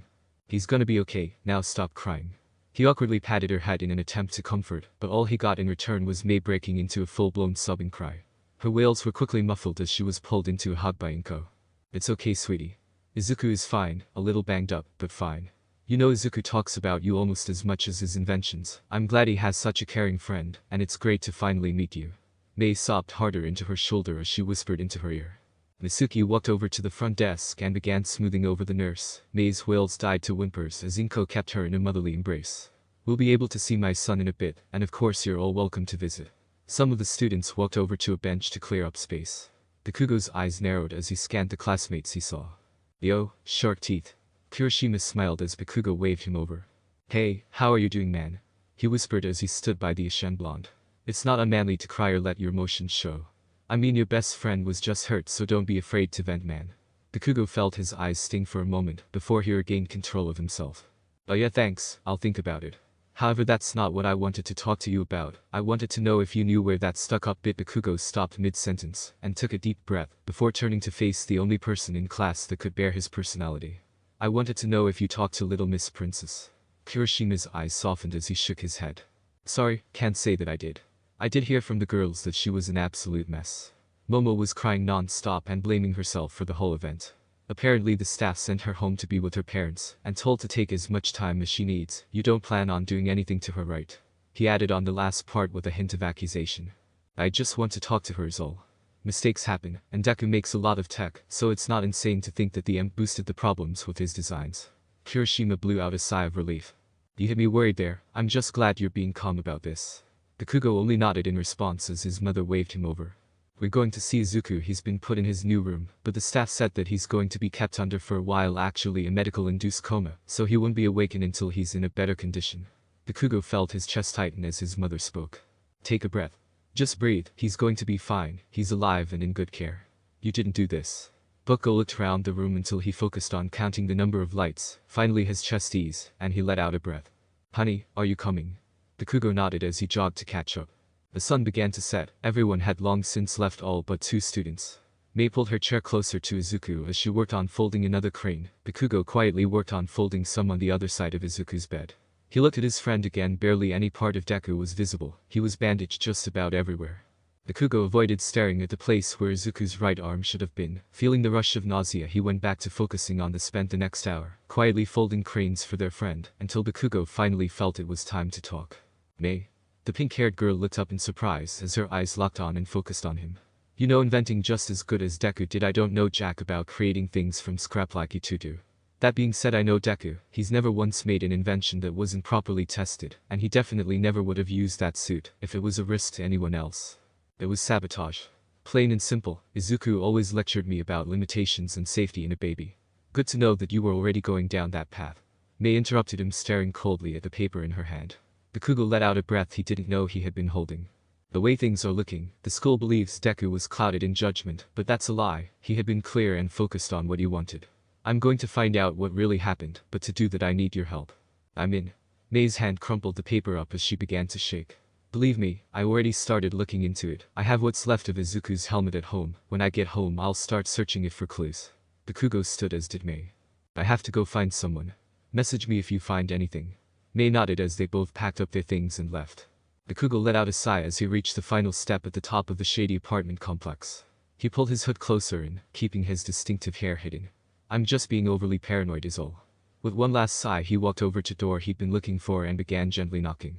After 30 seconds the sounds of latches and bolts being flipped opened. Higari Majima poked his head out and looked over the blonde with wariness. I guess you would come sooner or later. Look kid, I didn't set Izuku up. I was rooting for him, so he stopped as Bakugo held up a paper for him to read. Higari's eyes narrowed and looked back to the student. Inside now. He stepped aside, holding the door open, ushering the student in. Once inside, Higari began locking the door and flipped some electrical switches on a very haphazard switchboard. There we can talk freely. Bakugo sighed in relief as he pulled his hood. Higari walked over and sat on an opposite couch. So you also believe that Izuku was set up? That is comforting to know, however I would like you to give your reasoning before we continue. Higari sat forward, his full attention focused. Well, me and Mei know Deku better than anyone else at this point. He would have never left a mistake that serious in his suit. If the suit did have a mistake like that, then B wouldn't have used it in the competition. The school was really quick to jump to a conclusion that it was a mistake by him and you. That frankly is just bullshit. They should have investigated the incident instead. This just seems like a mad dash to the wrong conclusion. Bakugo fell silent as his mind whirled with possibilities. Higari nodded once he finished giving his reasoning and smiled. I agree, I have no doubt that something's at work here. That being said, we also can't just jump to conclusions the same as the school. I doubt that you have been watching the news recently. There has been a frenzy. Higari frowned while stopping wordlessly. He stood up and fixed drinks for himself and his guest. Every news outlet is hyper-focused on you right now. The League of Villains attack on Yusuke, the media breaking into the campus just before that attack. Now finally a Quirkless student getting grievously hurt at the festival on live feeds across all of Japan. The networks are currently clawing for an answer in this matter. Publicly no official has been made aside from announcement that classes will be suspended for the next 3 days. We just don't know enough information at the moment to make baseless accusations, way too many variables running at once. My suggestion to you is to begin digging around, try your classmates. I can also assume that Hatsune wants Izuku's designs. Bakugo stopped scribbling on his notepad and looked up. Yeah, do you happen to have a copy of those? Higari groaned as he stood and stretched before he left the room. After some time he entered with a manila folder and held out for Bakugo. Only other copy aside from the files at UA. Izuku was very serious on keeping this project top secret. You better hurry up and get that to Mei. If it was sabotage, then she's the only one who can sniff it out. Bakugo stood putting the folder and his notebook into his bag. He walked towards the door, pulling his hood up when he felt a hand on his shoulder. When you discover the person or persons who did this, don't hesitate to immediately go to the school, but only report it to Izawa. He's the only cool-headed one at the school right now, was always good under pressure. He patted the boy on the back as he saw him out. Good luck, Bakugo. Bakugo made his way to the train station, his mind racing 1,000 miles a minute. There was so much and not enough information to go off at the same time. He just wanted to scream and just talk to Izuku. Talking to Izuku would solve half of his problems. I'm being stupid. Deku wouldn't have this much difficulty. What would Deku say to him right now? You're overthinking it. Bakugo muttered to himself and stopped on the middle of the platform, to the annoyance of the other people around. I am overthinking things. All I need to do is let Mei work her magic and just talk to the list of suspects. Bakugo took out his phone and began scouring the internet for an address, and after one quick search, he had the Aoi Rose's address. Mei stared at the pieces in front of her. The twisted sphere that had once been a helmet now sat on the floor next to her feet. Mei folded her hands and placed her chin on top of them. She had no idea what to look for. She had salvaged the parts and pieces she could. One of the pieces saved was a small black rectangle that was sturdy and seemed unscathed. This was the piece that stumped her. It wasn't anywhere on the plans Izuku had made, however it was snugly fit inside his helmet. Every other part had experienced some form of damage, but this part had been intact. Mei bit her lip as she made a note of it before setting it aside. Weird and unlike Izuku, but I can't figure out what this piece had even been for. Best believe Mei stopped. She slowly turned in her chair and stared at her own thought bubble hanging on her bedpiece. I'm so sorry, baby. It's for the greater good. Her voice cracked as she stood and gingerly took the helmet. I promise that me and Izuku will make you again. She closed her eyes and took a breath. Mentally steeling herself for the crime she was about to commit, Mei set the helmet on her work desk. The swing bounced off the metal plating, leaving no trace of a hammer strike. Mei stood up and pulled her goggles down. The cacophony metal being bashed finally ended when her helmet was left in ruin. Mei scoured the ruins. A surge of elation rushed through her, as she didn't find a similar rectangle in her helmet. Okay, this still doesn't prove that it was tampered with. Izuku could have added it in during the tournament, but still I can't know for sure without learning what exactly this thing is. Mei stopped pondering as her eyes drifted to her matter mover. It was actually just an unstable plasma cutter, but no one else needed to know about that. Mei stared at the black rectangle. All she had been able to successfully do was barely scorch the surface. Just what the hell legion was this thing? If this was Izuku's design, then what was it made of? And if it was the saboteurs, then just who was able to get this? She let out a screech of frustration as tears of rage bubbled forth. A head of pink poked her head in, a gentle smile on her face. Mei, sweetie, are you okay? Mei placed the hammer on her desk and spun to face her mother, a frown on her face. Her mother stepped into the room, careful not to step on anything. Honey, what's the matter? Is it about Izuku again? Mei didn't feel like looking up from the floor, but gave a sigh as her answer. You went to see him yesterday and he was fine, right? Is there something else? She bent down and lifted her daughter's head to look into her eyes. It's just that I'm looking for answers and I keep hitting walls. Izuku became a serious part of my baby-making process, and without him I can't read the writing he's left behind. I miss him. Mei mumbled the last part as her mother squished her cheeks. A wide grin spread across her face. You sure like you think about him a lot, and talk about him. I swear you can't go a day without talking about Izuku. Her mother let out a small giggle. Izuku will be fine after rest, and of course he is going to take time for him to get used to his handicap. You said he's become a core part of making babies, then shouldn't the same be said for him? Mei stared at her mom. Was the answer so simple? Mom, I need to go visit Izuku's house. Her mother smiled and let go of her daughter. Well, it's only 12 in the afternoon. I'll give Mrs. Midori a ring, and if she gives us the go-ahead, then I'll take you there. Her mother left the room while Mei shoved items into her pack. She grabbed all the loose parts she had pulled from the damaged helmet and put them in. She took out her phone and tapped till she heard the dial tone begin. Come on Kobakugo. No, I didn't actually find anything new. A suspicious item, yes, but I need more, and the only place I'll get those answers are from Izuku himself. Yes, I know he's still under. I meant that I'm going to his house. Mei's mother smiled as she began walking away. Oh, how she was so proud of Mei falling for a boy in her own weird Mei way. Mei curiously looked around Izuku's room. The room was a mess. That was saying a lot coming from her. She suppressed a laugh as she realized that she was cleaner than Izuku, at least when it came organizing her workspace. Mei noted the countless babies in various states of progress. The sheer amount made her heart soar. It was as if Izuku never slept. Focus. She scolded herself mentally. Mei made her way to his desk and took a seat. She took a breath and took out the pieces and placed them in front of her. Mei stood and began looking through notebooks and looking at the corresponding baby. After what seemed like an eternity, Mei plopped down and looked at the checklist again. All but one was checked off. Every component matched except for the black box. Mei closed her eyes. Sabotage. But what did the box do? Izuku was fine one moment, during the fighting was hit by, and was it that simple? Had she been that overtaken by tunnel vision? Mei stood gathering a few items and slipped out the back door. Mei stood back looking at the dormant Cyclops silently. Mei brought the drone to life, while priming the MPGs she took from Izuku's absurd collection of them. Mei and Izuku had designed the drones to withstand the output of electricity from the MPGs, so this shouldn't have done anything. That's what Mei was thinking as the electricity surged to the drone. Mei jumped the fence in the backyard just in time to avoid the debris. Mei, what happened? Mei. Mei let out a shaky breath as stood. I'm fine. Mei wobbled back to the Midoriya's yard. His body shook with each step. Mei ignored the questions from the concerned mothers as she walked to the wrecked drone. In clear view was a shiny black box. Bakugo buzzed the gate as he stared past the gate and into the elegant mansion beyond. Nice place, snobby as shit but still nice, I guess. Bakugo snickered as his thoughts when the speaker crackled to life. Please identify yourself and state your business. My name is Bakugo Katsuki. I go to UA with Momoyoi Rosu. I was coming to check up on her. Bakugo nearly gagged as he heard his own voice dripping with sweetness. I'm afraid that you have just missed her. She went to go visit her injured classmate. I can take a mess. Bakugo began running at top speed back to the train station. He ripped his phone out as he turned a street corner. Shark teeth, where are you? I need a favor. Can you check up on Izuku for me? I'm on my way there now. No, there's no time, just get there. Bakugo screamed into his phone before shoving it into his pocket and running faster. Momo stood next to Izuku's bed. She stared at the sleeping form. If only he had died in the explosion, then she wouldn't be in this position. I don't see what's so special about you. You're quirkless, average, bland. Why does the League want some disabled freak? I envy you though. You have no looks to maintain, no relationships to be formed for ulterior motives. You don't have to stand on ice, while every move I make sends cracks in all directions. No one expects anything from you. Momo gripped the knife as her rage began to boil. She let the weapon drop back into her purse as her phone vibrated. She took out the small black flip phone and held it to her ear. Yaoi Rozu, a meeting has been called. Head to the usual location now, I'll be waiting. Momo sighed as the line went dead. Saved by villains, lucky you. She looked one last time at Izuku before leaving.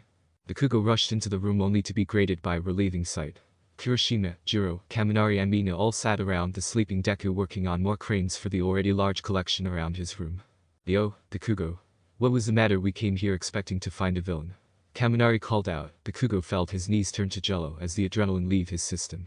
He took a seat by Kirishima and began attempting to fold a crane with his shaky hands. I was being paranoid is all. I had a feeling that something was happening is all. Just anxiety. Kirishima gave him a pat on the back. He smiled at Bakugo. It's all good man, I got your back. I appreciate you relying on me dude. He whispered to him. Izuku's fine, we even saw Momo as we came in. Poor girl looked like she was still blaming herself. This was no one's fault. Mina said as she placed a crane on top of the heart monitor. Bakugo kept his face calm. Visiting him isn't an admission of guilt, and I still don't know if she's even responsible. Bakugo shook the thoughts from his head as the three classmates stood. When's the last time you ate? Mina bent down and glared at him. Yesterday, why? Bakugo hissed in pain as Mina rewarded him with a chop on the head. That settles it. You are coming with us. Bakugo protested as his classmates ganged up on him and began removing him from the place. Momo sat at the bar staring at the TV screen, waiting. Shigaraki and Kurogiri also waited. An air of tension permeated the room, until he broke the silence. I have taken some time to compose myself, but now I have come up with a plan and a list of what needs to be done.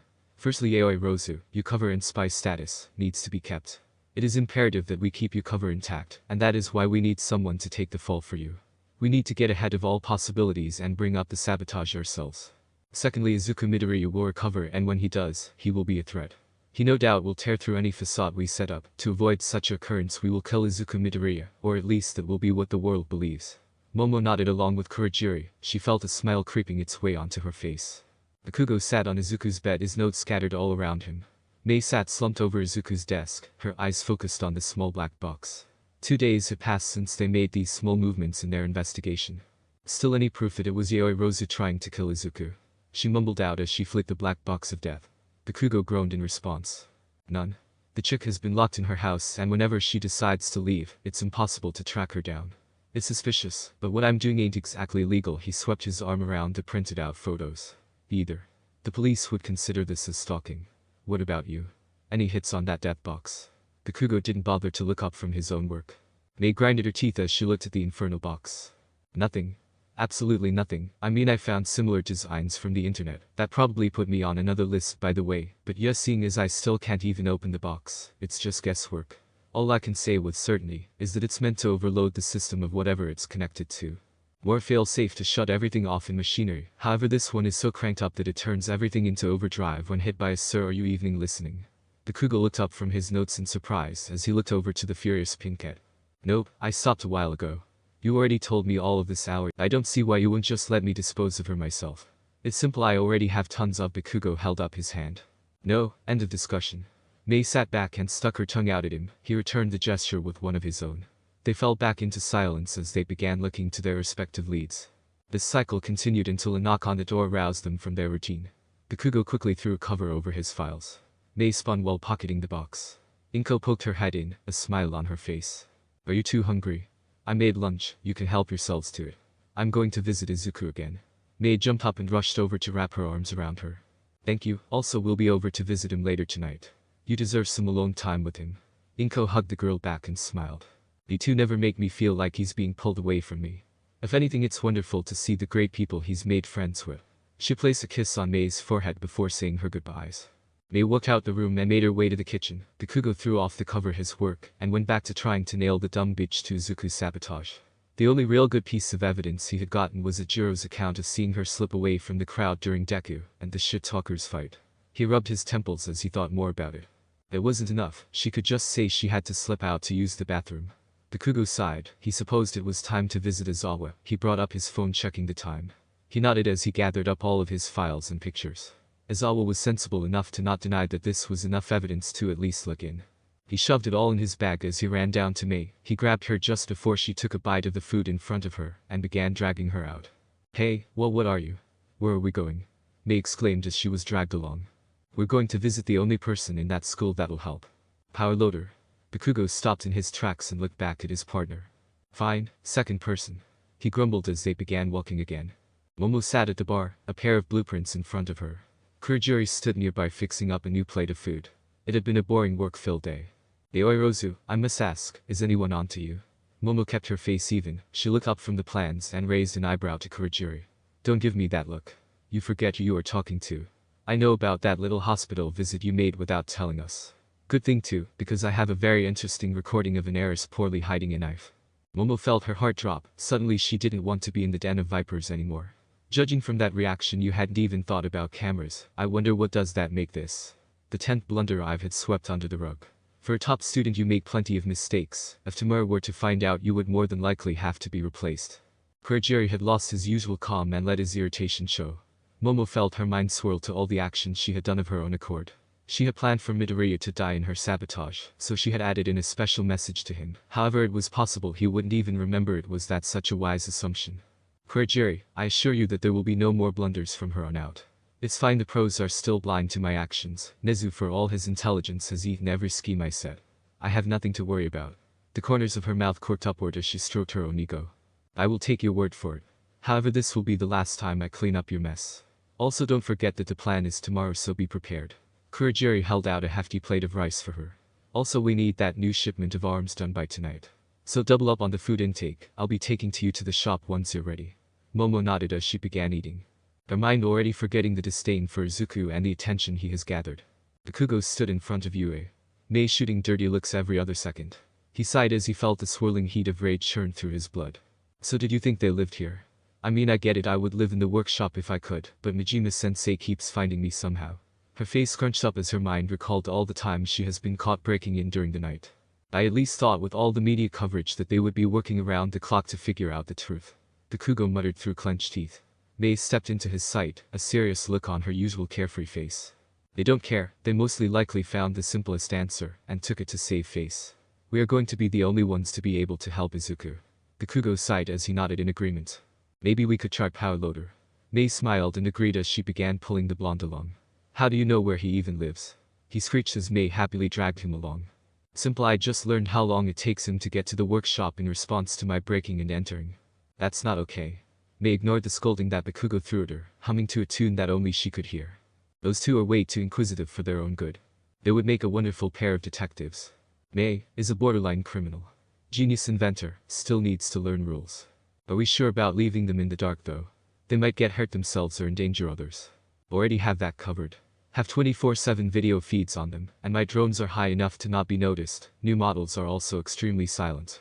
Alright, I concede. Any word on their movements? None yet. It's only a matter of time. Mei and Bakugo sat on the train. The sun had long since set. Power Loader hadn't been home, which had ruined all of their plans for getting assistance. Bakugo looked over at the snoozing bundle of energy and shook his head. He had no idea how Deku kept pace with her. He had spent this day with her and felt like he had aged 10 years. Bakugo closed his eyes just as soon as his phone began vibrating. What the fuck is it now? With a grumble he ripped his phone out, only to stare at it in confusion. It wasn't a number he recognized. He raised his phone to his ear and felt his blood burn. Is this Bakugo? I was just calling to let you know that me and the rest of the class will be visiting Midoriya tonight. I was hoping we could all finish his cranes before he wakes up. Gioi Rose's voice came out of the speaker. Bakugo resisted the urge to blow up his phone to high hell. Oh? Sure, I'll be going, of course. In fact, I was already on my way there. How thoughtful of you. Bakugo clenched his free hand as he fought with his own rage. He shook as he listened to the sickly sweet voice. Oh? I had no idea. That's amazing news, we're all almost there. It's going to be a wonderful night. I look forward to seeing you there. Anyway, I must be going. Mina is trying to show me something on her phone. The line cut before he could get another word in. Bakugo sat in silent fury. He so desperately just wanted to attack her. As far as he cared, she had done it. But of course they didn't definite proof. Bullshit.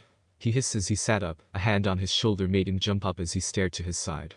Mei was watching him with concern. He closed his eyes as he began counting down in his head. Your hand is bleeding and it'll get worse if you keep digging your nails into it. Bakugo continued counting but let his hand unclench. He felt cloth wrap around it. After some time he opened his eyes, emotion in check. He held his bandaged hand up. Thanks, he muttered. Mei merely nodded as she looked out the window. Bakugo realized who he was with and let out a curse. Hey Mei, I think you should head home. Bakugo flinched as the girl was on him and his second collar clenched in fists. A very scary looking Mei in his face. You really think I didn't hear who was on the other side of the call? Oh, I'm going to visit Izuku, and after I make sure he's alright I'm going to cave her skull in with a wrench, and I'm going with a wrench because I don't have plastic explosives on me. Bakugo looked at her in horror. Plastic explosives? He opened his mouth, but Mei beat him to it. Yes, I have that, and no, I won't tell you how I got a hold of it, nor will I tell you where I keep it. She hissed at him. He could only manage a no in return. Look Mei, I am all for getting back at that bitch, but we can't kill H. Wrench to head. Done, it's not that complicated. She cut him off with a growl. Bakugo sent out a prayer to whoever her future husband was. He gently removed her hands from his collar and placed his hands on her shoulder. No, Mei, if you go to jail, they won't let you make babies, and then you wouldn't have anything to live for. Mei sat back and crossed her arms, a groan set into her features. For Izuku it would be worth it, she muttered underneath her breath. Bakugo raised an eyebrow but chose to wisely not to comment. Well, the good news is that if she does try anything, then we can attack her. That being said, we have to play nice. Fine, I can play nice. Bakugo closed his eyes and sent out a prayer. Give me the strength to control myself too.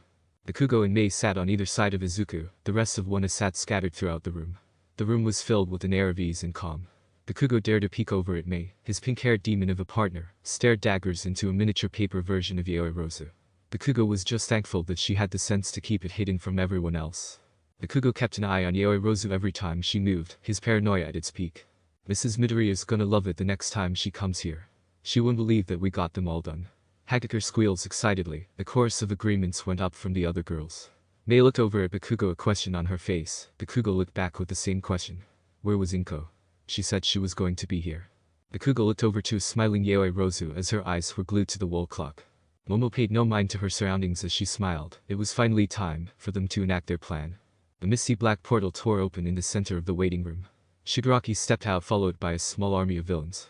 Immediately he knew something was wrong. Kurogiri stepped beside him once everyone had stepped through. They scanned the view in front of them in confusion. Yo?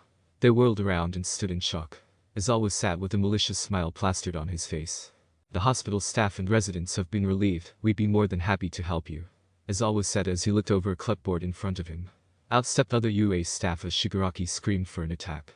The pros rushed forward to meet them. Momo cautiously eyed her classmates. The group had erupted into a full argument from all parties. She kept her distance from them as they continued to argue about the course of action they had yet to take. What exactly is taking Shigaraki so long? She scowled as she took another glance at the clock. Kirishima pushed past the Ida as he shouted something about being a hero. Jiro and Mina tried to shout over the others to get a hold of the situation. Bakugo and Mei had yet to move from Midoriya's bedside. Momo reflexively reached for the knife hidden in her belt. She stopped and shifted the motion into fixing her shirt. It's time that I take control of this situation. With a loud whistle she caught everyone's attention. Standing she held a serious face on. That is enough. We have absolutely no idea what exactly is going on downstairs. We should find out the cause, and then we can deal with it properly like the UA students we are. Momo resisted the overwhelming urge to laugh as she saw the hopeful eyes in front of her. This was the next generation of heroes, and they were being manipulated just as easily as the UA staff. This proves Mrs. Yaoi Rosu is correct. However, as your principal I will overrule you here. The entire class turned to meet his gaze, as relief swam over them except for one black-haired individual. Momo felt her heart begin to race. Nezu nodded his head to his students as he stepped into the already crowded room. What is happening at the current moment is a law enforcement and UA joint operation. It was deemed as the leak eradication trap. A little up there in terms of the name if you ask myself. However, I will happily fill you all in, since you all look so confused. 4 windows, 2 doors, 3rd story. Kurogiri isn't an option. Do they know about me? Of course not. Izuku is still under the effects of his coma, but then how? How do they know? Momo gripped the edge of the desk to steady herself. As a wave of nausea slammed into her, she scanned the room for options. Well, it has been a very busy and tiring time lately. It seemed that they always could read our steps and predict what we would do. Now there isn't a quirk like that as far as we know. The simplest answer we could come up with was there was a traitor amongst us. Momo stopped listening as blood thundered in her ears. She felt like screaming. She felt like destroying everything in her sight. Her chest felt as if it were going to crush her lungs. Bakugo inched closer to Deku, ready for anything to happen. He stared at the principal with barely hidden rage. If you know about this traitor, then what the fuck happened to Deku? He shouted over the rat. Nezu, not bothered by the interruption in the slightest, held a hand up. Yes, Mr. Midoriya, and the accident. Well, you see, the thing about that is, well, I don't think I'll be able to explain it properly. So we will get to that topic when it becomes important. Back to the matter at hand. We have figured out that none of the staff was the traitor, so we looked at the incidents again. We found the one alarming link between each case. The target was always 1A, so obviously the traitor had to originate from 1A enough. Mei cried out in pain as Momo held the knife even closer to Mei's throat. Most of the occupants stared in shock as they stared at the situation in front of them. So you were playing along all this time? You ever risked a student's life just to make a fool of me? Momo shrieked as glared daggers at the others in the room. Bakugo felt his heart stop as he watched another friend in danger. I get it, you just wanted to make a fool of me, leave a stain in my reputation. Well, fuck you. How will it look when another student is harmed because of another masterful plan by you? Bakugo inched forward, ready to rush forward. Let her go, bitch. His voice came out as a growl. I wouldn't let you hurt another one of my friends. Momo dug the knife a bit deeper, drawing blood. Right, because you were so successful at protecting Midoriya. Now I want everyone to step and touch the wall. If I so much as see any of you move, then she dies. Dude. She screamed the class into action. A sadistic smile overcame her features. Todoroki, freeze everyone to the wall, including yourself. The quiet boy hesitated before letting a grunt as he followed her order. After a minute, everyone had been frozen to the wall. With a still struggling Mei, she moved over to Nezu. Thought you were so smart with your plan. I'll be out of here before the other heroes show up. In the end, you failed again. Shigaraki dodged as another bullet flew past him. He kept moving forward, Kurogiri close behind as they slithered by most resistance. The plan had devolved to pure chaos, as the pro-heroes met them from the beginning. I'm going to kill that useless bitch, he thought as he ducked underneath a cement pillar. He decayed and rushed by. We only need the VIP. He called back. Kurogiri didn't respond, instead intercepting another flurry of bullets. Shigaraki roared with rage as he jumped on top of a wooden cage and dropped a heel kick on Kamui Woods. Before the hero could fall, he grabbed a hold of his face, but growled when his quirk didn't activate. Eraserhead. He dropped the hero and continued forward to the underground hero. Izawa dashed, sending his cloth out to try and grapple the villain. Shigaraki jumped to the left and grabbed one of the wraps, yanking it to the ground. Izawa flipped to regain his balance. He lashed out with a kick only for it to be blocked. Shigaraki threw his foot wide and lashed out with a savage kick of his own. Izawa smirked as he twisted midair. The wraps raced back and caught Shigaraki, propelling his face into Izawa's knee. He didn't stop as he yanked the wraps down and twisted about, slamming Shigaraki into the floor. Izawa tried to capitalize but was caught by Kurogiri. A quick strike to stomach bought the pair enough time to escape up the stairs. Shigaraki is headed your way, All Might. Izawa groaned into the earpiece before jumping back into the thick of the battle. Shigaraki stumbled up the stairs with Kurogiri. The plan had fallen to pieces, but he couldn't disappoint Sensei. Going somewhere. Stopped as he looked over to the symbol of peace. Rage surged through him, imbuing him with fresh energy. Kurogiri, prepare plan B. He rolled up his sleeves. Izuku Midoriya be damned. He was going to kill All Might here and now. Kurogiri warped behind All Might while Shigaraki charged ahead. In a blink, All Might was out of sight. Blood rushed to Shigaraki's mouth as All Might delivered a strike to his midsection. Before he could even reach out for All Might, another strike sent him flying into a wall. The world began to fade out as it became a struggle to keep his eyes open. All Might dashed forward, shouting one of his world-famous smashes. Not yet. Not yet. Now, as if he had been reading his mind, a pair of misty warp gates opened in front of All Might. The full-powered blow struck out as All Might slammed a fist into his own stomach. Shigaraki reached his hand out. This was it. This was the moment he had been living his whole life for. One more centimeter, and All Might would die. Explosion setting overdrive. A raging inferno erupted from the ground below them. Aoi Rozu, is this what you really are? Todoroki shouted with anger. Momo didn't look his way. Answer me. Momo looked over at him with annoyance. Of course it is. This whole Miss Goody-Good Girl was all an act. Everything in that school was a lie. Now shut up and stay out. Momo lost grip of Mei as the floor shook. Cracks began to form in the linoleum until a pair crashed through, followed by an explosion. All Might stood holding out his hand for the obscured figure in the dust. Momo fell back as an explosion of stars rocked her vision, followed by pulsing pain. The next blow sent her scrambling back, throwing out wild kick. The blow found a target as it planted itself into Mei's knee, knocking her down. Momo shook her head and looked up just as All Might jumped back into the hole. Mrs. Aoi Rozu, I don't ever remember it being my plan, or letting a student injure himself. In fact, this wasn't my plan, but it was my plan. Bakugo stared in shock, unable to wipe at the tears dripping from his eyes. As Deku stepped from the smoke in an even more advanced version of his festival suit, Momo stared in disbelief at the boy in front of her. No? She roared as she created a weapon and charged forward. Izuku shook his head and dashed forward in a speed that was barely able to be seen.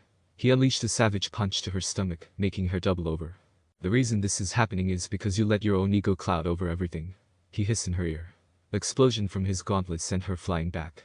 Izuku rushed forward again, grabbed her. She weakly struggled, but the enhanced strength of suit was unflinching. Honestly, if you weren't so careless, then you wouldn't have made such a dumbass of yourself. As she opened her mouth to reply, Izuku knocked her out. Taking out a pair of cuffs, he restrained her before rushing over to the hole. All clear, the traitor has been apprehended. He radioed in. Not much left of the minions on the first floor. Ectoplasm called in. No sign of Shigaraki and Kurogiri, they're gone. All Might reported in. Izuku rolled his eyes as he took off his helmet and walked over to the frozen students. Yes, I have a lot of exply, Izuku. Mei cut him off as she hobbled over and threw her arms around him, tears flowing freely. Hey Mei. He whispered back, patting her gently.